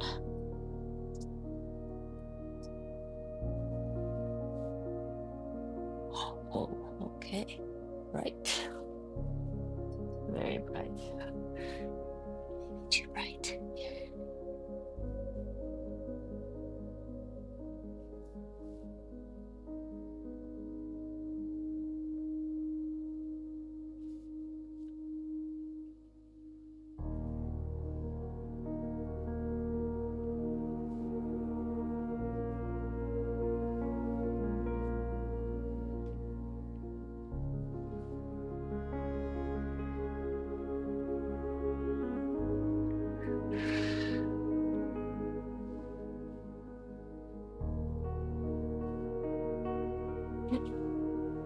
Need to let that dry.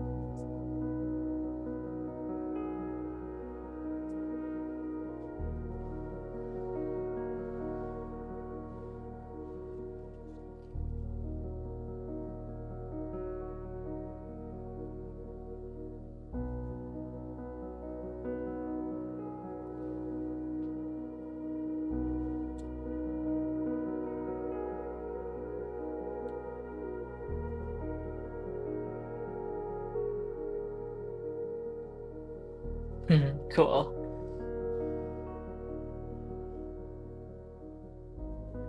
This is still a little damp. I'm wondering if I just can go in now. If that's, nope, still too wet. Okay.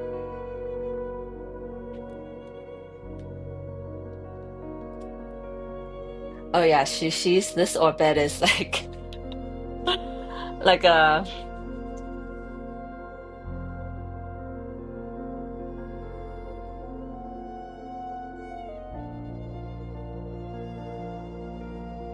um sorry. This orbit is like a rock climbing almost. She's like holding on to this, but like nonchalantly rock climbing with her legs on this pedal. Oh wait, I probably shouldn't peel this one off. I'm gonna peel the flowers off.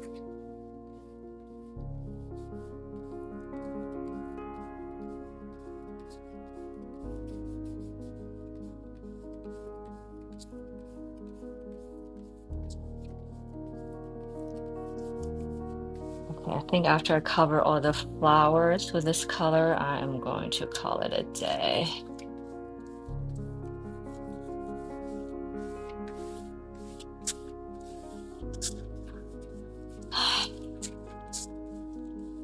It's already so much gas I have today.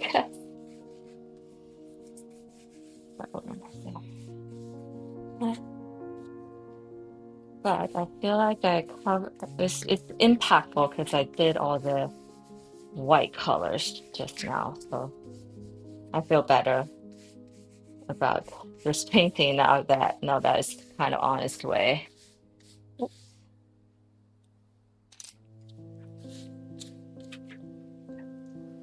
Oh my God.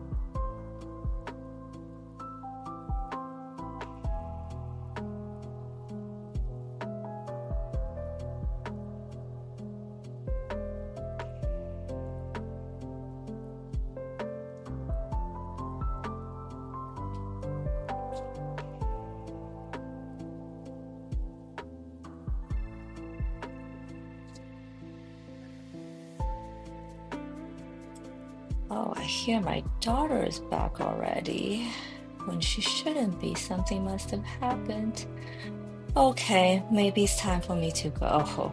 Ooh, hope everything's okay.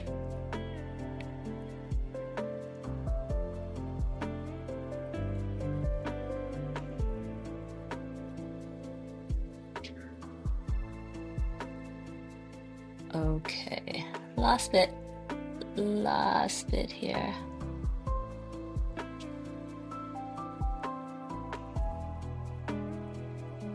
Okay,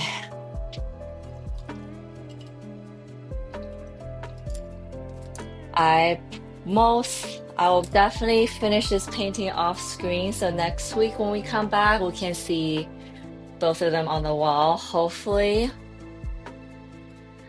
Um, Yes, I am going to call it a day. Thank you so much for hanging out with me today and watching my painting come to life.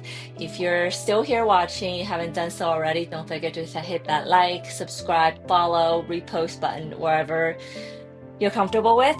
And I'm going to finish both of these paintings off screen, and then next week we'll come back with some brand new paintings, maybe some mushroom paintings. I don't know. I don't know what I'm gonna do next week yet, but I'm sure I'll figure it out. Thank you so much for hanging out, and I hope you have a wonderful rest of the week, rest of the day. Okay, bye, Trevor. Bye, Trevor. Whoever else is watching and didn't say bye, didn't say hi.